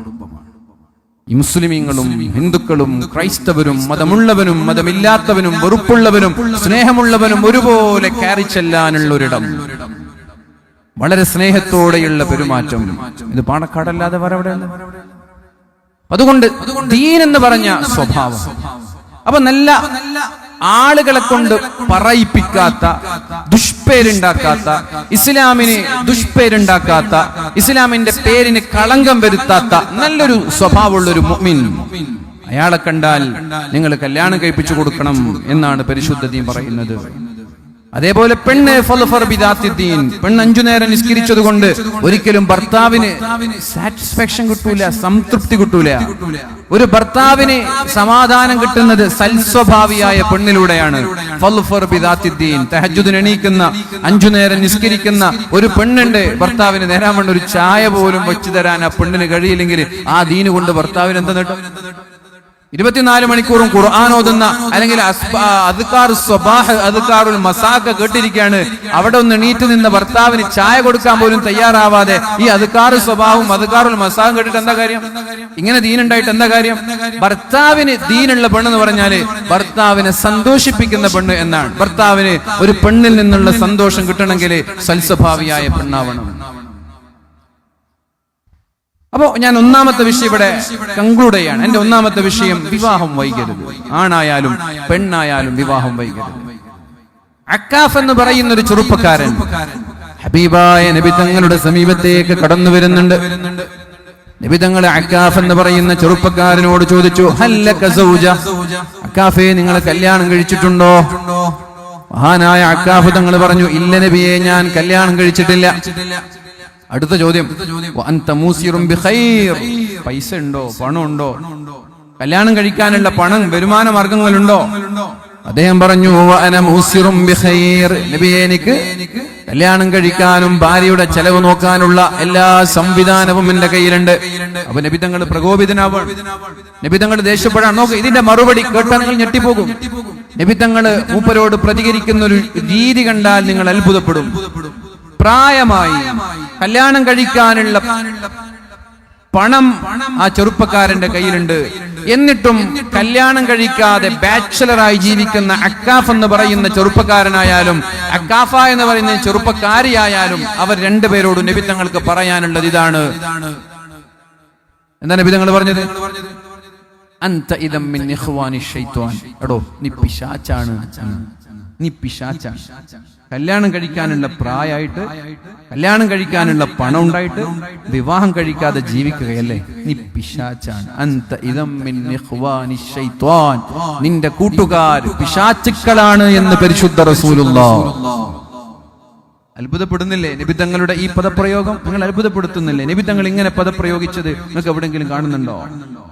എന്നിട്ട് നബി തങ്ങൾ പറഞ്ഞു, ശിറാറുക്കും ഉസ്സാബുക്കും, നിങ്ങളുടെ കൂട്ടത്തിലെ തെമ്മാടികൾ, ഒരു നാട്ടിലെ തെമ്മാടികൾ, ഉസ്സാബുക്കും ബാച്ചിലേഴ്സ് ആയിരിക്കും, കല്യാണം കഴിക്കാതെ ജീവിക്കുന്നവരായിരിക്കും. ശിറാറുക്കും ഉസ്സാബുക്കും വഅർദലു മൗതാകും ഉസ്സാബുക്കും, മരണസമയത്ത് ഈമാൻ സലാമത്താവാതെ ആഖിബത്ത് മോശമായി മരിക്കുന്നതും വിവാഹം കഴിക്കാത്ത ബാച്ചിലേഴ്സ് ആയിരിക്കും എന്ന് പരിശുദ്ധ റസൂലുള്ളാഹി സ്വല്ലല്ലാഹു അലൈഹി വസല്ലം. ഇതൊക്കെ കേട്ടിട്ട് പറ, വിവാഹം വൈകണോ വേണ്ടേ? ക്യാമ്പസുകളിൽ നിന്ന്, കലാലയങ്ങളിൽ നിന്ന് ലിബറലിസവും യുക്തിവാദവും ഫ്രീ തിങ്കേഴ്സും മതീസ്റ്റുകളും നവനാസ്തികരും വിവാഹം വേണ്ട, നീ ഭർത്താവിന്റെ അടിമയാവണ്ടെന്ന് പറയും. ഭർത്താവിന് ചായ കൊണ്ടുപോയി കൊടുക്കുന്നത് അടിമത്താണ്. ലിബറലിസ്റ്റുകളുടെ കാഴ്ചപ്പാടിൽ, നവനാസ്തികരുടെ കാഴ്ചപ്പാടിൽ, നിരീശ്വരവാദികളുടെ കാഴ്ചപ്പാടിൽ ഒരു ഭാര്യ ഭർത്താവിന് ചായ കൊടുക്കുന്നത് അടിമത്താണ്. എന്നാൽ ഇതേ ലിബറലിസ്റ്റുകള് സ്ത്രീകളുടെ ജോബിനെ, സ്ത്രീകളുടെ ജോലിയെ പ്രോത്സാഹിപ്പിക്കുകയും കോട്ടും സ്യൂട്ടൊക്കെ ധരിച്ച്, ടൈയൊക്കെ ധരിച്ച് ഒരു കമ്പനിയുടെ സിഇഒ അല്ലെങ്കിൽ GM അല്ലെങ്കിൽ സൂപ്പർവൈസർ അല്ലെങ്കിൽ മാനേജർ അല്ലെങ്കിൽ മുതലാളി, അയാളിങ്ങനെ കടന്നു വരുമ്പോ ഒരു ട്രൈ, ഒരു പാത്രത്തിൽ ചായം പിടിച്ചിങ്ങനെ ഓച്ചാനിച്ച് മുതലാളിയുടെ മുമ്പിൽ കോട്ടും സൂട്ടും കൊണ്ടിട്ട് പോയി അയാളുടെ മുമ്പിൽ ഓച്ചാനിച്ച് ചായ വെച്ച് അയാൾ കുടിക്കുന്നത് വരെ ഇങ്ങനെ അനങ്ങാതെ കാത്തുനിന്ന് കുടിച്ചതിന് ശേഷം ആ ചായയുടെ കോപ്പയും ട്രൈ എടുത്ത് പോയിട്ട് അത് കിച്ചണിൽ വെക്കുന്നതാണ് പുരോഗതി. മനസ്സിലാക്കണം. ഒരു യജമാനന്റെ മുമ്പിൽ ഓച്ചാനിച്ച് നിന്ന് ചായ, കോട്ടും സൂട്ടും ട്രൈ ഇട്ടിട്ട് ചായ കൊടുക്കുന്നത് പുരോഗതിയും ഭർത്താവിന് ചായ കൊടുക്കുന്നത് അധോഗതിയും അടിമത്തവുമായി ചിത്രീകരിക്കുന്ന ഒരു കാലത്ത് നമ്മുടെ പെൺകുട്ടികള് ഈ ചതിയിൽ, ഇവരുടെ കെണിയിൽ നമ്മുടെ പെൺകുട്ടികൾ ചതിക്കപ്പെടാൻ മനസ്സിലാക്കാതെ ഇവരുടെ കെണിയിൽ നമ്മുടെ പെൺകുട്ടികൾ വീണു. എന്നിട്ടൊരു ഭർത്താവിന്റെ അടിമയാകാൻ ഞങ്ങളില്ല, അതുകൊണ്ട് ഞങ്ങൾക്ക് സെൽഫ് സഫിഷ്യന്റ് ആവണം, ഞങ്ങൾ ഒറ്റക്കാലിൽ നിൽക്കണം, എന്നിട്ടേ ഞങ്ങൾ കല്യാണത്തിന് തയ്യാറുള്ളൂ എന്ന ഒരു മെന്റാലിറ്റിയിലേക്ക് നമ്മുടെ മക്കൾ മാറണം. അത് അപകടമാണ്. അതുകൊണ്ട് തന്നെ വിവാഹമോചനങ്ങള് കല്യാണത്തെക്കാളും വേഗതയിൽ വിവാഹമോചനങ്ങൾ നടക്കാൻ. എന്നെ സംബന്ധിച്ചിടത്തോളം ആഴ്ചയിൽ ഒരു കേസെങ്കിലും വിവാഹമോചനം വരാറുണ്ട്. ഗൾഫിൽ നിന്ന്, നാട്ടിൽ നിന്ന്, മഹല്ലിൽ നിന്ന്, പല സ്ഥലങ്ങളിൽ നിന്നായി നിരന്തരമായി വെറും സില്ലി കേസുകൾ, ചെറിയ ചെറിയ വിഷയത്തിന്റെ പേരിലുള്ള വിവാഹമോചനം, ഈഗോ പ്രശ്നങ്ങൾ. അതുകൊണ്ട് പ്രിയപ്പെട്ടവരെ, ഞാൻ എന്റെ ഒന്നാമത്തെ വിഷയം കൺക്ലൂഡ് ചെയ്യുന്നു. വിവാഹം വളരെ നേരത്തെ വൈകരുത്. 2, ദാമ്പത്യ ജീവിതത്തിലെ മനോഹാരിത. അതെല്ലാവരുടെയും ജീവിതത്തിൽ വളരെ പ്രധാനപ്പെട്ട ഒരു ഘടകം. ഇവിടെ ഇരിക്കുന്ന നമ്മളെല്ലാവരും കല്യാണം കഴിഞ്ഞതിന് ശേഷം സമാധാനം നഷ്ടപ്പെട്ടവരാണ്, അല്ലെ? കല്യാണം കഴിഞ്ഞതിന് ശേഷം സമാധാനം കിട്ടി എന്ന് പറയുന്ന ആളുകൾ വിരലിലെണ്ണുന്ന വളരെ കുറവ് ആളുകളെ കാണാൻ കഴിയുള്ളൂ. അത് ആണുങ്ങൾ മാത്രമല്ല, സ്ത്രീകൾ നമ്മളെക്കാളും വലിയ അപകടത്തിൽ പെട്ടിട്ടുള്ളത്. നമ്മളിപ്പോ വിചാരിക്കും ആണുങ്ങൾ മാത്രമാണ് കല്യാണം കഴിച്ച് പെട്ടിട്ടുള്ളത്. നമ്മളെക്കാൾ പെടലാണ് സത്യത്തിൽ പെൺകുട്ടികൾ പെട്ടിട്ടുള്ളത്. എന്തുകൊണ്ടാണ് ഈ ഒരു സിറ്റുവേഷനിലേക്ക് മാറിയത്? ഇങ്ങനെയാണോ പരിശുദ്ധ ഇസ്ലാം കല്യാണം കഴിക്കാൻ പറഞ്ഞത്? നോക്കൂ നിങ്ങൾ, ومن آياته أن خلق لكم من أنفسكم أزواجا لتسكنوا إليها وجعل بينكم مودة ورحمة. പ്രിയപ്പെട്ടവരെ, അല്ലാഹുവിന്റെ ദൃഷ്ടാന്തമാണ്, അല്ലാഹുവിന്റെ വിസ്മയങ്ങളിൽപ്പെട്ടൊരു വിസ്മയമാണ്. 7 ആകാശങ്ങളുടെ സൃഷ്ടിപ്പ് പോലെ, ഭൂമിയുടെ സൃഷ്ടിപ്പ് പോലെ, ചന്ദ്രനും നക്ഷത്രങ്ങളും നെബുലകളും ഗ്രഹങ്ങളുമെല്ലാം അല്ലാഹു സൃഷ്ടിച്ചതുപോലെ, വിശാലമായി നീണ്ടുകിടക്കുന്ന സമുദ്രങ്ങളെ പോലെ, പർവ്വതങ്ങളെ പോലെ അല്ലാഹുവിന്റെ വിസ്മയങ്ങളിൽപ്പെട്ടൊരു വിസ്മയമാണ് നിങ്ങൾക്ക് നിങ്ങളിൽ നിന്ന് തന്നെ ഒരു ഇണയെ തന്നു എന്നുള്ളത്. ഖലഖലകും മിൻ അൻഫുസികും അസ്വാജ, നിങ്ങൾക്ക് നിങ്ങളിൽ നിന്ന് തന്നെ ഇണയെ തന്നു. എന്താണ് അതിന്റെ അർത്ഥം? നിങ്ങളിൽ നിന്ന് തന്നെ ഇണയെ തന്നു എന്ന് പറഞ്ഞാൽ എന്താ അർത്ഥം? ആദമിന്റെ വാരിയല്ലിൽ നിന്നാണ് ഹവ്വയെ സൃഷ്ടിക്കുന്നത്. ആദമിനെ സൃഷ്ടിച്ചതോ മിൻ തുറാബ്, മണ്ണിൽ നിന്നാണ്. ആദമിനെ മണ്ണിൽ നിന്ന് സൃഷ്ടിച്ച റബ്ബിന് വേറൊരു സ്ഥലത്ത് നിന്ന് മണ്ണെടുത്തിട്ട് ഹവ്വയെ സൃഷ്ടിച്ച പോരെ? ഹലോ, ഇവിടല്ലേ? ആദമിനെ മണ്ണിൽ നിന്ന് സൃഷ്ടിച്ചു അല്ലാഹു. അതുകൊണ്ടാണ് മനുഷ്യന്റെ ലോകത്തുള്ള സർവ്വ മനുഷ്യരുടെയും കളർ എടുത്തു നോക്കിയാൽ ഏതെങ്കിലും ഒരു മണ്ണുമായിട്ട് നമ്മുടെ കളർ മാച്ച് ആവുന്നു. വ്യത്യസ്തമായ സ്ഥലങ്ങളിൽ നിന്നുള്ള മണ്ണ്, ഹാർഡായ മണ്ണുള്ള സ്ഥലത്ത് നിന്ന് പെട്ടുപോയ ആളുകൾ, അതിന്റെ സന്താന പരമ്പരയിൽപ്പെട്ട ആളുകൾക്ക് കുറച്ച് ഒരു റിജിഡ് ആയിരിക്കും അവരുടെ സ്വഭാവം. സോഫ്റ്റ് ആയ മണ്ണുള്ളവരുടേത് സോഫ്റ്റ് സ്വഭാവമായിരിക്കും. കറുത്ത മണ്ണാണെങ്കിൽ കറുത്തവരായിരിക്കും, ചാരനിറം. അങ്ങനെ മനുഷ്യന്റെ നിറം ഏതെങ്കിലും ഒരു മണ്ണിന്റെ നിറവുമായിട്ട് മാച്ചാകും. ഈ കാണുന്ന കളർ മനുഷ്യനില്ല, അങ്ങനെയുള്ള മണ്ണും ഉണ്ടാവില്ല. മനസ്സിലായി? മനുഷ്യന്റെ നിറവും മണ്ണിന്റെ നിറവും ഏത് രാജ്യത്തുള്ള മനുഷ്യന്മാരെടുത്താലും ആ കളറിൽ മണ്ണുണ്ടാവും. അപ്പൊ ഇവിടെ പറയുന്നത്, ആദമിനെ സൃഷ്ടിച്ച റബ്ബ് മണ്ണിൽ നിന്നാണ് സൃഷ്ടിച്ചതെങ്കിൽ എന്തുകൊണ്ട് അതേ റബ്ബിന് ഹവ്വാ ബീവിയെ വേറൊരു മണ്ണിൽ നിന്ന് സൃഷ്ടിച്ചാ പോരെ? പോരാ. അങ്ങനെ പറഞ്ഞാൽ, അങ്ങനെ വന്നാൽ എന്തുണ്ടാവുക? പെണ്ണ് പറയും, ഞാൻ വേറെ ആളാണ്, ഞാൻ വേറൊരു വർഗത്തിൽപ്പെട്ട ആളാണ്, എന്നെ വേറെ മണ്ണിൽ നിന്ന് സൃഷ്ടിച്ചെന്ന് പറയും. അങ്ങനെ പറയാനൊരവസരം കൊടുക്കാതിരിക്കാനാണ് ആദമിൽ നിന്ന് തന്നെ അല്ലാഹു ആരെ സൃഷ്ടിച്ചത്? ആദമിന്റെ വാരിയല്ലിൽ നിന്ന് പെണ്ണിനെ സൃഷ്ടിച്ചു. എന്നിട്ട് പറഞ്ഞു, ഖലഖലകും മിൻ അൻഫുസികും അസ്വാജ, നിങ്ങൾക്ക് നിങ്ങളിൽ നിന്ന് തന്നെ ഇണയെ തന്നു. എന്തിന്? ലിതസ്കുനു ഇലൈഹാ, നിങ്ങൾക്ക് സമാധാനം ഉണ്ടാവാനാണ്. സമാധാനം ഉണ്ടാവാനാണ് കല്യാണം. പക്ഷേ നമ്മുടെ സമാധാനം നഷ്ടപ്പെടുന്നു. ഞാൻ ഈ അടുത്ത് വായിച്ച, എന്റെ ലൈഫിൽ, ജീവിതത്തിൽ വളരെ എനിക്ക് ഇൻഫ്ലുവൻസ് ചെയ്തൊരു പുസ്തകമാണ് ട്യൂസ്ഡേ വിത്ത് മോറി എന്ന് പറയുന്ന ഒരു പുസ്തകം. മോറി എന്ന് പറയുന്ന ഒരു പ്രൊഫസറുമായി തന്റെ വിദ്യാർത്ഥി മോറി ഷോർട്സ്, തന്റെ വിദ്യാർത്ഥി ഏകദേശം 14 ചൊവ്വാഴ്ചകളിൽ നടക്കുന്ന ഒരു അഭിമുഖമാണ് ഈ ട്യൂസ്ഡേ വിത്ത് മോറി എന്ന് പറയുന്നത്. അതിൽ അദ്ദേഹത്തിനോട് ചോദിക്കുന്നുണ്ട്, ഫാമിലി, ദാമ്പത്യ ജീവിതം മനോഹരമാകാനുള്ള വഴികൾ നിങ്ങൾക്ക് പറഞ്ഞുതരാൻ പറ്റുമോ? അദ്ദേഹം 4 കാര്യങ്ങൾ അതിൽ പറയുന്നുണ്ട്. അതും കൂടി പറഞ്ഞ് ഞാൻ ഇവിടെ കൺക്ലൂഡ് ചെയ്യാം. 4 കാര്യങ്ങൾ പറയുന്നുണ്ട്. ഒന്ന്, അദ്ദേഹം പറയുന്നത്, നിങ്ങൾക്ക് ദാമ്പത്യ ജീവിതം മനോഹരമാകണം എന്ന് ആഗ്രഹമുണ്ടെങ്കിൽ you should respect the other person. 1. 2, you should know how to compromise. 3, you should talk openly what is going on between you. 4, you should have common set of values.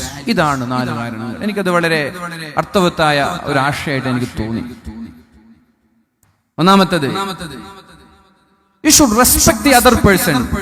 നീ നിന്റെ ഭാര്യയെ റെസ്പെക്ട് ചെയ്യണം, ഭാര്യ ഭർത്താവിനെ റെസ്പെക്ട് ചെയ്യണം. അതാണ് ദാമ്പത്യ ജീവിതം മനോഹരാകാനുള്ള ഒന്നാമത്തെ ഘടകം. രണ്ടുപേരും പരസ്പരം റെസ്പെക്ട് ചെയ്യുക.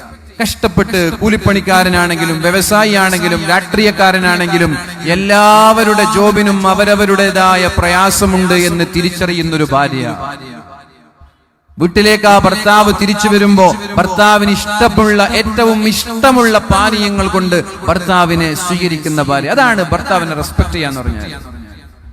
അടുക്കളയുടെ അകത്തളങ്ങളിലാണെങ്കിലും നമ്മൾ ഉണ്ടാക്കുന്ന, നമ്മൾ അധ്വാനിക്കുന്ന സമ്പത്ത് കൊണ്ടവർ ജീവിക്കുകയാണെങ്കിലും വീടിന്റെ 4 ചുവരുകൾക്കകത്തളങ്ങളിൽ നിന്ന് രാവിലെ മുതൽ വൈകുന്നേരം വരെ ഒരു മെഷീന് പോലെ പണിയെടുത്തിട്ട് നമ്മുടെ മക്കൾക്ക് ദീനും വിദ്യാഭ്യാസവും നൽകി അവരെ കെയർ ചെയ്യുന്ന ഭാര്യ എന്ന ഒരു മെന്റാലിറ്റിയോടുകൂടി you should respect your wife.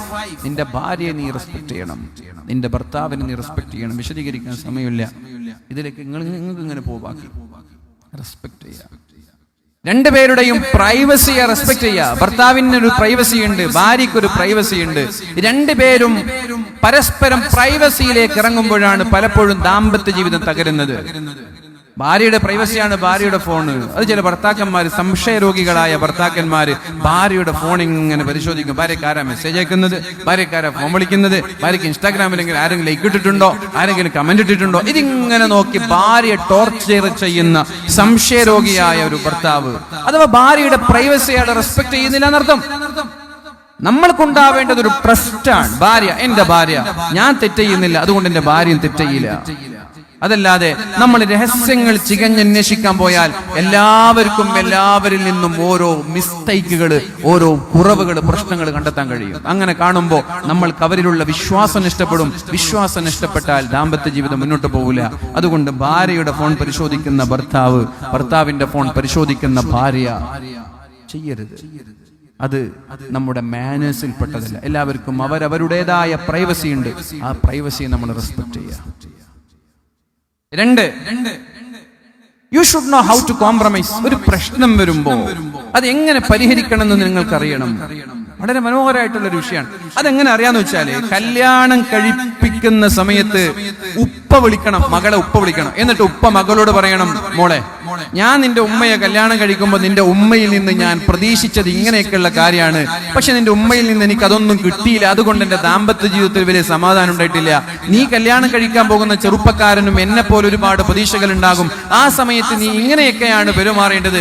എങ്കിൽ നിന്റെ ഭർത്താവിനെ തൃപ്തിപ്പെടുത്താൻ നിനക്ക് കഴിയും എന്നൊരു ഉപ്പ മകളെ വിളിക്കണം. ഒരു ഉമ്മ മകനെ വിളിക്കണം. മകനോട് ഉമ്മ എന്താ പറയേണ്ടത്? ഞാൻ നിന്റെ പിതാവിനെ കല്യാണം കഴിക്കുമ്പോൾ എന്റെ സ്വപ്നങ്ങൾ ഇതൊക്കെയായിരുന്നു, പക്ഷെ നിന്റെ പിതാവിൽ നിന്ന് എനിക്കതൊന്നും കിട്ടിയില്ല. നിന്റെ ഭാര്യയ്ക്ക് ഇതുപോലെ ഒരുപാട് സ്വപ്നങ്ങൾ ഉണ്ടാകും. നീ ഇങ്ങനെയാണ് ഭാര്യയോട് പെരുമാറേണ്ടത്. ഇനി ഭാര്യ വീട്ടിലേക്ക് വന്നാൽ ഭാര്യയുടെ ഭർത്താവിന്റെ പെങ്ങള്, ഭർത്താവിന്റെ മാതാവ്, ഭർത്താവിന്റെ ജ്യേഷ്ഠന്റെ ഭാര്യ, അവിടേക്ക് ഈ രീതിയിൽ പെരുമാറാൻ ഭാര്യയോട് പറയണം. അങ്ങനെ നേരത്തെ വരാൻ സാധ്യതയുള്ള കാര്യങ്ങളൊക്കെ നേരത്തെ അവർക്ക് പറഞ്ഞു കൊടുത്ത് ഒരു പ്രശ്നമുണ്ടായാൽ ഹൗ ടു കോംപ്രമൈസ്, എങ്ങനെ പരിഹരിക്കണം എന്ന് രണ്ടുപേരും വിവാഹത്തിന്റെ മുമ്പേ തിരിച്ചറിയണം. അതറിയാനാണ് പ്രീ മാരിറ്റൽ കോഴ്സുകൾ SMF ഒക്കെ സംഘടിപ്പിക്കുന്നത്. 3-ാമത്തെ വിഷയം, you should talk openly what is going on between you. പണ്ടത്തൊരു കഥയുണ്ട്, ഞാൻ നിർത്താൻ. പണ്ടത്തൊരു കഥയുണ്ട്. ഒരു അധ്യാപകൻ, സ്കൂളിൽ അധ്യാപകൻ ഒരു ദിവസം വീട്ടിൽ വന്നിട്ട് പറഞ്ഞു, ഞങ്ങൾ സ്കൂളിൽ പുതിയൊരു ടീച്ചർ ജോയിൻ ചെയ്തിട്ടുണ്ട്. ആ ടീച്ചറിന് എന്തുണ്ട്, ചെറിയൊരു പൊടിമീശയുള്ള ഒരു ടീച്ചറാണെന്ന് പറഞ്ഞു. അങ്ങനെ ഭാര്യയോട് പറഞ്ഞു. ഭാര്യ അതൊക്കെ കേട്ടും മിണ്ടാണ്ടിരുന്നു. ഇയാൾ ഒരുപാട് വർഷം ജോലിയൊക്കെ കഴിഞ്ഞു, റിട്ടയർഡായി. ഇയാൾ ഒരു ദിവസം പള്ളിയിൽ നിന്ന് രാത്രി വരുമ്പോൾ വീട്ടിലുള്ള ഒരു കല്ല് തട്ടി അയാളുടെ ബൈക്ക് വീണു. അങ്ങനെ ശരീരത്തിൽ പരിക്ക് പറ്റി. അപ്പൊ ഭാര്യ എന്ത് പറ്റിയെന്ന് ചോദിച്ചു. അപ്പൊ ഭാര്യയോട് ഇയാൾ പറഞ്ഞു, അവിടെ കല്ലിറക്കിയത് ഞാൻ കണ്ടില്ല, ഞാൻ കല്ല് തട്ടി വീണതാണ്. അപ്പൊ ഭാര്യ പറഞ്ഞു, സ്കൂളിലെ ടീച്ചറുടെ പൊടിമീശ കാണുന്നുണ്ട്, സ്വന്തം വീട്ടിലുള്ള കല്ലിങ്ങ് കാണുന്നില്ലല്ലേ. എത്ര വർഷത്തെ മുമ്പത്തെ 10-15 വർഷം മുമ്പത്തെ കഥ. അത് ഭാര്യ മനസ്സിൽ വെച്ചിരിക്കുന്നുണ്ട്. അത് ഭാര്യയുടെ വായിൽ നിന്ന് ഒരു പ്രാവശ്യം വരും അത്. അതുകൊണ്ട് യു ഷുഡ് ടോക്ക് ഓപ്പൺലി. എന്താണ് നിന്റെ പ്രശ്നങ്ങൾ തുറന്നു പറയാൻ ആണും പെണ്ണും തയ്യാറാവുക. മനസ്സ് തുറന്ന് സംസാരിക്കുക. അപ്പൊ പ്രശ്നങ്ങൾ പരിഹരിക്കപ്പെടും. അല്ലാതെ ഇങ്ങനെ മുഖം കറുപ്പിച്ച് വെറുപ്പിച്ചിരുന്നിട്ട് കാര്യമില്ല. അവസാനത്തത്, you should have common set of values. കല്യാണം കഴിക്കുന്നതിന് മുമ്പ് നിനക്ക് ഏത് പെണ്ണ് വേണം എന്ന് നീ തീരുമാനിക്കുക. നീ നല്ലൊരു പുസ്തകം വായിക്കുന്ന ആളാണെങ്കിൽ ആ ഒരു വൈബുള്ള ആളുകളെ തന്നെ കല്യാണം കഴിക്കുക. നീ നല്ലൊരു വായനക്കാരനാണ്, മറ്റാളാണെങ്കിൽ 24 മണിക്കൂർ ഫോണിൽ കളിച്ചിരിക്കുന്ന ആളാണെങ്കിൽ നിനക്കിങ്ങനെ ഇവള് ഫോണ് കളിച്ചിരിക്കുമ്പോൾ പിരാന്ത് പിടിക്കും. എന്തുകൊണ്ട്? നീ വിചാരിക്കുന്നത് ഈ മൊബൈൽ കളിക്കുന്നതൊക്കെ ടൈം വേസ്റ്റ് ആണെന്നാ. ആ സമയത്ത് കൂടി ഒരു പേജ് വായിച്ചുകൂടെ ഇയാൾക്കെന്ന് തോന്നും. അപ്പൊ നിനക്ക് പിരാന്ത് പിടിക്കും. അങ്ങനെ പിരാന്ത് പിടിക്കുമ്പോൾ നിങ്ങളുടെ ബന്ധം തകരും. നീ ഒരു വായനക്കാരനാണെങ്കിൽ നല്ലൊരു വായനക്കാരി കല്യാണം കഴിക്കണം. ആദ്യം U should identify who you are. നീ ആരാണെന്ന് ആദ്യം തിരിച്ചറിയണം. കല്യാണം കഴിക്കുന്നതിന് മുമ്പ് നീ ആരാണെന്ന് തിരിച്ചറിയാതെ how you identify your partner. നിന്റെ പാർട്ട്ണറെ നീ എങ്ങനെ തിരിച്ചറിയും? നീ ഒരു രാഷ്ട്രീയക്കാരനാണെങ്കിൽ രാഷ്ട്രീയവുമായി ബന്ധമുള്ള അത്തരം വിഷയങ്ങളിൽ അറിവുള്ള ഒരു പെണ്ണിനെ കല്യാണം കഴിക്കണം. രാഷ്ട്രീയ പുലബന്ധം ഇല്ലാത്തൊരു പെണ്ണ്, ഒരു നാടൻ പെണ്ണ്, രാഷ്ട്രീയം എന്തെന്നറിയില്ല, ഒരു ചുക്കും അറിയില്ല. നീ രാഷ്ട്രീയ പ്രവർത്തനത്തിന് പോകുന്നതൊന്നും ആ പെണ്ണിന് താല്പര്യം ഉണ്ടാവില്ല. സ്വാഭാവികമായിട്ട് രാഷ്ട്രീയ പ്രവർത്തനം എന്ന് പറഞ്ഞാൽ ആണും പെണ്ണൊക്കെ പരസ്പരം കലർന്ന് പ്രവർത്തിക്കേണ്ട ഒരു സാഹചര്യമാണ്. അതൊന്നും അവർക്ക് ഇഷ്ടമുണ്ടാവില്ല. അപ്പൊ എപ്പോഴും വീട്ടിൽ പ്രശ്നമായിരിക്കും. നീ രാഷ്ട്രീയ പ്രവർത്തനം കഴിഞ്ഞ് തിരിച്ചു വരുമ്പോൾ നീ ആണെങ്കിൽ എന്തെങ്കിലും ഒരു സ്ഥാനം MLA ആവാനും പഞ്ചായത്ത് പ്രസിഡന്റ് ആവാനൊക്കെ കാത്തിരുന്ന് ഒരുപാട് കാലം ആഗ്രഹിച്ച് ഒരുപാട് ഫണ്ടൊക്കെ ചെലവഴിച്ച് ഇലക്ഷനിൽ മത്സരിച്ച് അവസാനം തോറ്റിട്ട് വീട്ടിലേക്ക് തിരിച്ചു വരാണ്. വിഷമത്തോടെ വീട്ടിലേക്ക് തിരിച്ചു വരുമ്പോ വീട്ടിൽ നിന്ന് ഭാര്യ പറയാണ് നിങ്ങൾക്കത് തന്നെ വേണം. ആലോചിച്ചു, ഒരുപാട് കഷ്ടപ്പെട്ടിട്ടാണ് ഒരു MLA സീറ്റ് വാങ്ങിച്ചത്. ആ സീറ്റ് വാങ്ങിച്ച് കോടികൾ ചെലവഴിച്ച് ഊണുറക്കില്ലാതെ പ്രചരണം നടത്തി അവസാനം തോറ്റിട്ട് വിഷമത്തോടെ വീട്ടിലേക്ക് വരുമ്പോ ഭാര്യ വീട്ടിൽ നിന്ന് കളിയാക്കാൻ, പരിഹസിക്കാൻ, നിങ്ങൾക്കത് തന്നെ വേണം, ഇനിയെങ്കിലും നിങ്ങൾ രാഷ്ട്രീയ പ്രവർത്തനം നിർത്തൂലേ. ഇങ്ങനെ ഒരു ഭർത്താവിന് വീട്ടിൽ നിന്ന് കിട്ടിയാൽ ആ ഭർത്താവിന് പിന്നെ ആ ഭാര്യയോട് ഒരു ജീവിതത്തിൽ ഒരു സ്നേഹം തോന്നുമോ? എന്തുകൊണ്ടാണ്? രാഷ്ട്രീയം എന്തെന്നറിയില്ല. So you should identify who you are. നീ ആരാണ് എന്ന് നീ തിരിച്ചറിഞ്ഞാൽ നിനക്ക് പറ്റുന്ന ഒരു ഇണയെ തെരഞ്ഞെടുക്കണം. നീ ദീനുള്ള ആളാണെങ്കിൽ ദീനുള്ള പെണ്ണിനെ തെരഞ്ഞെടുക്കണം. നീ ഭയങ്കര ദീനാണ്, മോഡേൺ ആയ ഒരു പെണ്ണിനെ തെരഞ്ഞെടുത്താൽ 24 മണിക്കൂറും അലമാരയുടെ ഷെൽഫിന്റെ മുന്നിലിരുന്നിട്ട് ലിപ്സ്റ്റിക് പുരട്ടുന്ന, പിന്നെ പ്ലക്ക് ചെയ്യുന്ന, ഫൗണ്ടേഷൻ ഇടുന്ന, പുട്ടിയിടുന്ന, അതുപോലെ തന്നെ മുടി സ്ട്രൈറ്റനിങ് ചെയ്ത് തലയിൽ തട്ടം പോലിട്ട് നടക്കാൻ താല്പര്യമില്ലാത്ത ഒരു മോഡേൺ പെണ്ണിനെ, നല്ല ദീനുള്ള 5 നേരം പള്ളിയിൽ പോകുന്ന ഒരു ദീനുള്ള ഒരു ചെറുപ്പക്കാരൻ കല്യാണം കഴിച്ചാൽ ആ കുടുംബം മുന്നോട്ട് പോകില്ല. കാരണം ഇവൻ എപ്പോഴും അവളുടെ ഈ മുടിയും അവളുടെ കണ്ണാടിയുടെ മുമ്പിലിരിക്കുന്നതും അവന് വാങ്ങുന്ന ഈ സൗന്ദര്യവർദ്ധക വസ്തുക്കളൊക്കെ ഇവർക്ക് ഈർഷ്യത ഉണ്ടാക്കും, വെറുപ്പുണ്ടാക്കും. പിന്നെ ഇങ്ങനെ ദാമ്പത്യം മുന്നോട്ട് പോകും. അതുകൊണ്ട് you should have common set of values. ദീനുള്ള പെണ്ണും ദീനുള്ള പുരുഷനും, വായനക്കാരനായ ചെറുപ്പക്കാരനും വായനക്കാരിയായ ചെറുപ്പക്കാരിയും, രാഷ്ട്രീയ ബോധമുള്ള പെണ്ണും രാഷ്ട്രീയ ബോധം, ടൂർ ആഗ്രഹിക്കുന്ന പെണ്ണും ടൂർ ആഗ്രഹിക്കുന്ന ഒരാൾ ഭയങ്കര ടൂർ ഇഷ്ടപ്പെടുന്ന ആൾ, ട്രാവലിംഗ് ഇഷ്ടപ്പെടുന്ന ആൾ. പെണ്ണ് വണ്ടിയിൽ കയറിയാൽ ഛർദ്ദിക്കും. എന്തായിരിക്കും അവരുടെ ദാമ്പത്യ ജീവിതം? തന്റെ ഭാര്യയുടെ കൂടെ ഒരുപാട് യാത്ര പോകണമെന്ന് ആഗ്രഹിക്കുന്ന ഒരു ട്രാവലർ വണ്ടിയിൽ കയറിയാൽ ഛർദ്ദിക്കുന്ന ഒരു പെണ്ണിനെ കല്യാണം കഴിച്ച് എങ്ങനെയായിരിക്കും? അതുകൊണ്ട് ഈ 4 കാര്യങ്ങളാണ് അദ്ദേഹം അത് വളരെ മനോഹരമായിട്ട് പറഞ്ഞത്. എനിക്ക് വളരെ അർത്ഥവത്തായ ചില ആശയങ്ങളായിട്ട് തോന്നി. ഞാൻ എന്റെ വാക്കുകൾ ഉപസംഹരിക്കുകയാണ്. അപ്പൊ നമ്മൾ ഒന്ന് പറഞ്ഞത് വിവാഹം വളരെ നേരത്തെ ആക്കണം. കല്യാണം കഴിക്കലോടുകൂടി നമ്മുടെ മക്കളുടെ ദീൻ സംരക്ഷിക്കപ്പെടുന്ന. നമ്മൾ പലപ്പോഴും പറയില്ല മക്കൾ നന്നാവുന്നു, ഇതും കൂടി പറഞ്ഞാൽ നിർത്താം. നമ്മുടെ മക്കൾ നന്നാവുന്നില്ല എന്ന് വാതിലൊക്കെ ചില പാരന്റ്സ് എഴുതി തരും. ദ്വാരക്കണം, പള്ളിയിൽ വരുന്നില്ല, ദീനുമായിട്ട് ബന്ധമില്ല, സ്ഥാപനങ്ങളായിട്ട് ബന്ധമില്ല. ഞാനൊരു ഐഡിയ പറഞ്ഞുതരാം. നമ്മുടെ മക്കൾ നന്നാവാനുള്ള ഏറ്റവും നല്ല എളുപ്പ വഴി എന്ന് പറയുന്നത് അവരെ പെട്ടെന്ന് വിവാഹം ചെയ്തു കൊടുക്കലാണ്. ഹബീബായ റസൂലുള്ളാഹി സ്വല്ലല്ലാഹു അലൈഹി വസല്ലമ തങ്ങൾ പറഞ്ഞു, മൻ തസവ്വജ ബിംറഅത്തിൻ ഫഖദ അഹ്റസ സുലുസൈ ദീനിഹി. നിങ്ങൾ കല്യാണം കഴിക്കലോടുകൂടി ഒരാളുടെ ദീനിന്റെ 2/3 ഭാഗവും അല്ലാഹു സംരക്ഷിച്ചിരിക്കുകയാണ്. കല്യാണം കഴിക്കലോടുകൂടി ഒരാൾ 70% നന്നാകും എന്ന് ഷഫീഉനാ റസൂലുള്ളാഹി. കല്യാണം കഴിക്കലോടുകൂടി 70% ഒരാൾ നന്നാകുന്ന സുലുസൈ ദീനിഹി. പിന്നെ ഒരു 20-30% അല്ലേ ബാക്കിയുള്ളൂ. അവിടെ ഫൽഫർ ബിദാത്തി ദീൻ. നിങ്ങളുടെ പെണ്ണിന് നല്ല ദീനുള്ള പെണ്ണാണെങ്കിൽ ആ 30% കംപ്ലീറ്റ് ആകും. അങ്ങനെ ഒരു 100% കംപ്ലീറ്റ് ദീനി ബോധമുള്ള ഒരു ചെറുപ്പക്കാരനായിട്ട് നീ മാറും. കല്യാണം കഴിഞ്ഞ ആളുകൾ തെറ്റ് ചെയ്യൂല എന്നല്ല ഇതിന്റെ അർത്ഥം. കല്യാണം കഴിഞ്ഞവർ തെറ്റ് ചെയ്യുന്നതും കഴിയാത്തവർ തെറ്റ് ചെയ്യുന്നതും രണ്ടാണ്. കല്യാണം കഴിഞ്ഞ ആളുകളിൽ 70% മാറ്റുണ്ടാകും. അവർക്ക് കല്യാണം കഴിയാത്ത ചെറുപ്പക്കാർക്ക് ഷവർമയുടെ റോളിന്റെ വില അറിയുള്ളൂ, ചിക്കൻ റോളിന്റെ വില അറിയുള്ളൂ, പ്ലേറ്റ് ഷവർമയുടെ വില അറിയുള്ളൂ. കല്യാണം കഴിഞ്ഞവർക്ക് സവാളയുടെ വില അറിയാം, പഞ്ചസാരയുടെ വില അറിയാം, ഉപ്പിന്റെ വില അറിയാം, അരിയുടെ വില അറിയാം. അതാണ് മാറ്റം. റെസ്പോൺസിബിലിറ്റി എന്ന് പറയുന്നത് ഇതാണ്. അപ്പൊ ഈ അലക്ഷ്യമായി നടക്കുന്ന ഷവർമ തിന്നും മന്തി കഴിച്ചും ജീവിക്കുന്ന ചെറുപ്പക്കാർക്ക് പെട്ടെന്ന് നിക്കാഹ് ചെയ്യലോടുകൂടി അവർക്ക് ഉത്തരവാദിത്ത ബോധം വരാൻ. ആ ഉത്തരവാദിത്ത ബോധമാണ് അവരെ പള്ളിയിലേക്ക് അടുപ്പിക്കുന്നത്, അവരെ നിസ്കാരത്തിലേക്ക് അടുപ്പിക്കുന്നത്, അവരൊരു ഫാമിലി മാനായി മാറ്റുന്നത്. ലഹരിയിൽ നിന്ന് പോലും കഞ്ചാവും മയക്കുമരുന്നും MDMA സമൂഹത്തെ കാർന്നു തിന്നുന്ന സാഹചര്യത്തിൽ അതിൽ നിന്ന് പോലും മക്കളെ രക്ഷപ്പെടുത്താനുള്ള ഏറ്റവും ഉചിതമായ വഴി എന്ന് പറയുന്നത് ആൺകുട്ടിയെയും പെൺകുട്ടിയെയും വളരെ നേരത്തെ നമ്മൾ നിക്കാഹ് ചെയ്യിപ്പിക്കുക എന്നുള്ളതാണ്. അല്ലാഹു റബ്ബ് സുബ്ഹാനഹു വ തആല നമ്മുടെ ഈ സംഗമം ഒരു സ്വാലിഹായ അമലായി സ്വീകരിക്കട്ടെ. ആദരണീയരായ നമ്മുടെ പ്രിയപ്പെട്ട അഭിവന്യനായ ഉസ്താദ് മുസ്തഫ ഉദവി ആക്കോട് ഉസ്താദിന്റെ മക്കളുടെ വിവാഹമാണ്. ഈ മക്കളെന്ന് മുപ്പര് പറയാറില്ല, മക്കളുടെ വിവാഹമാണ്.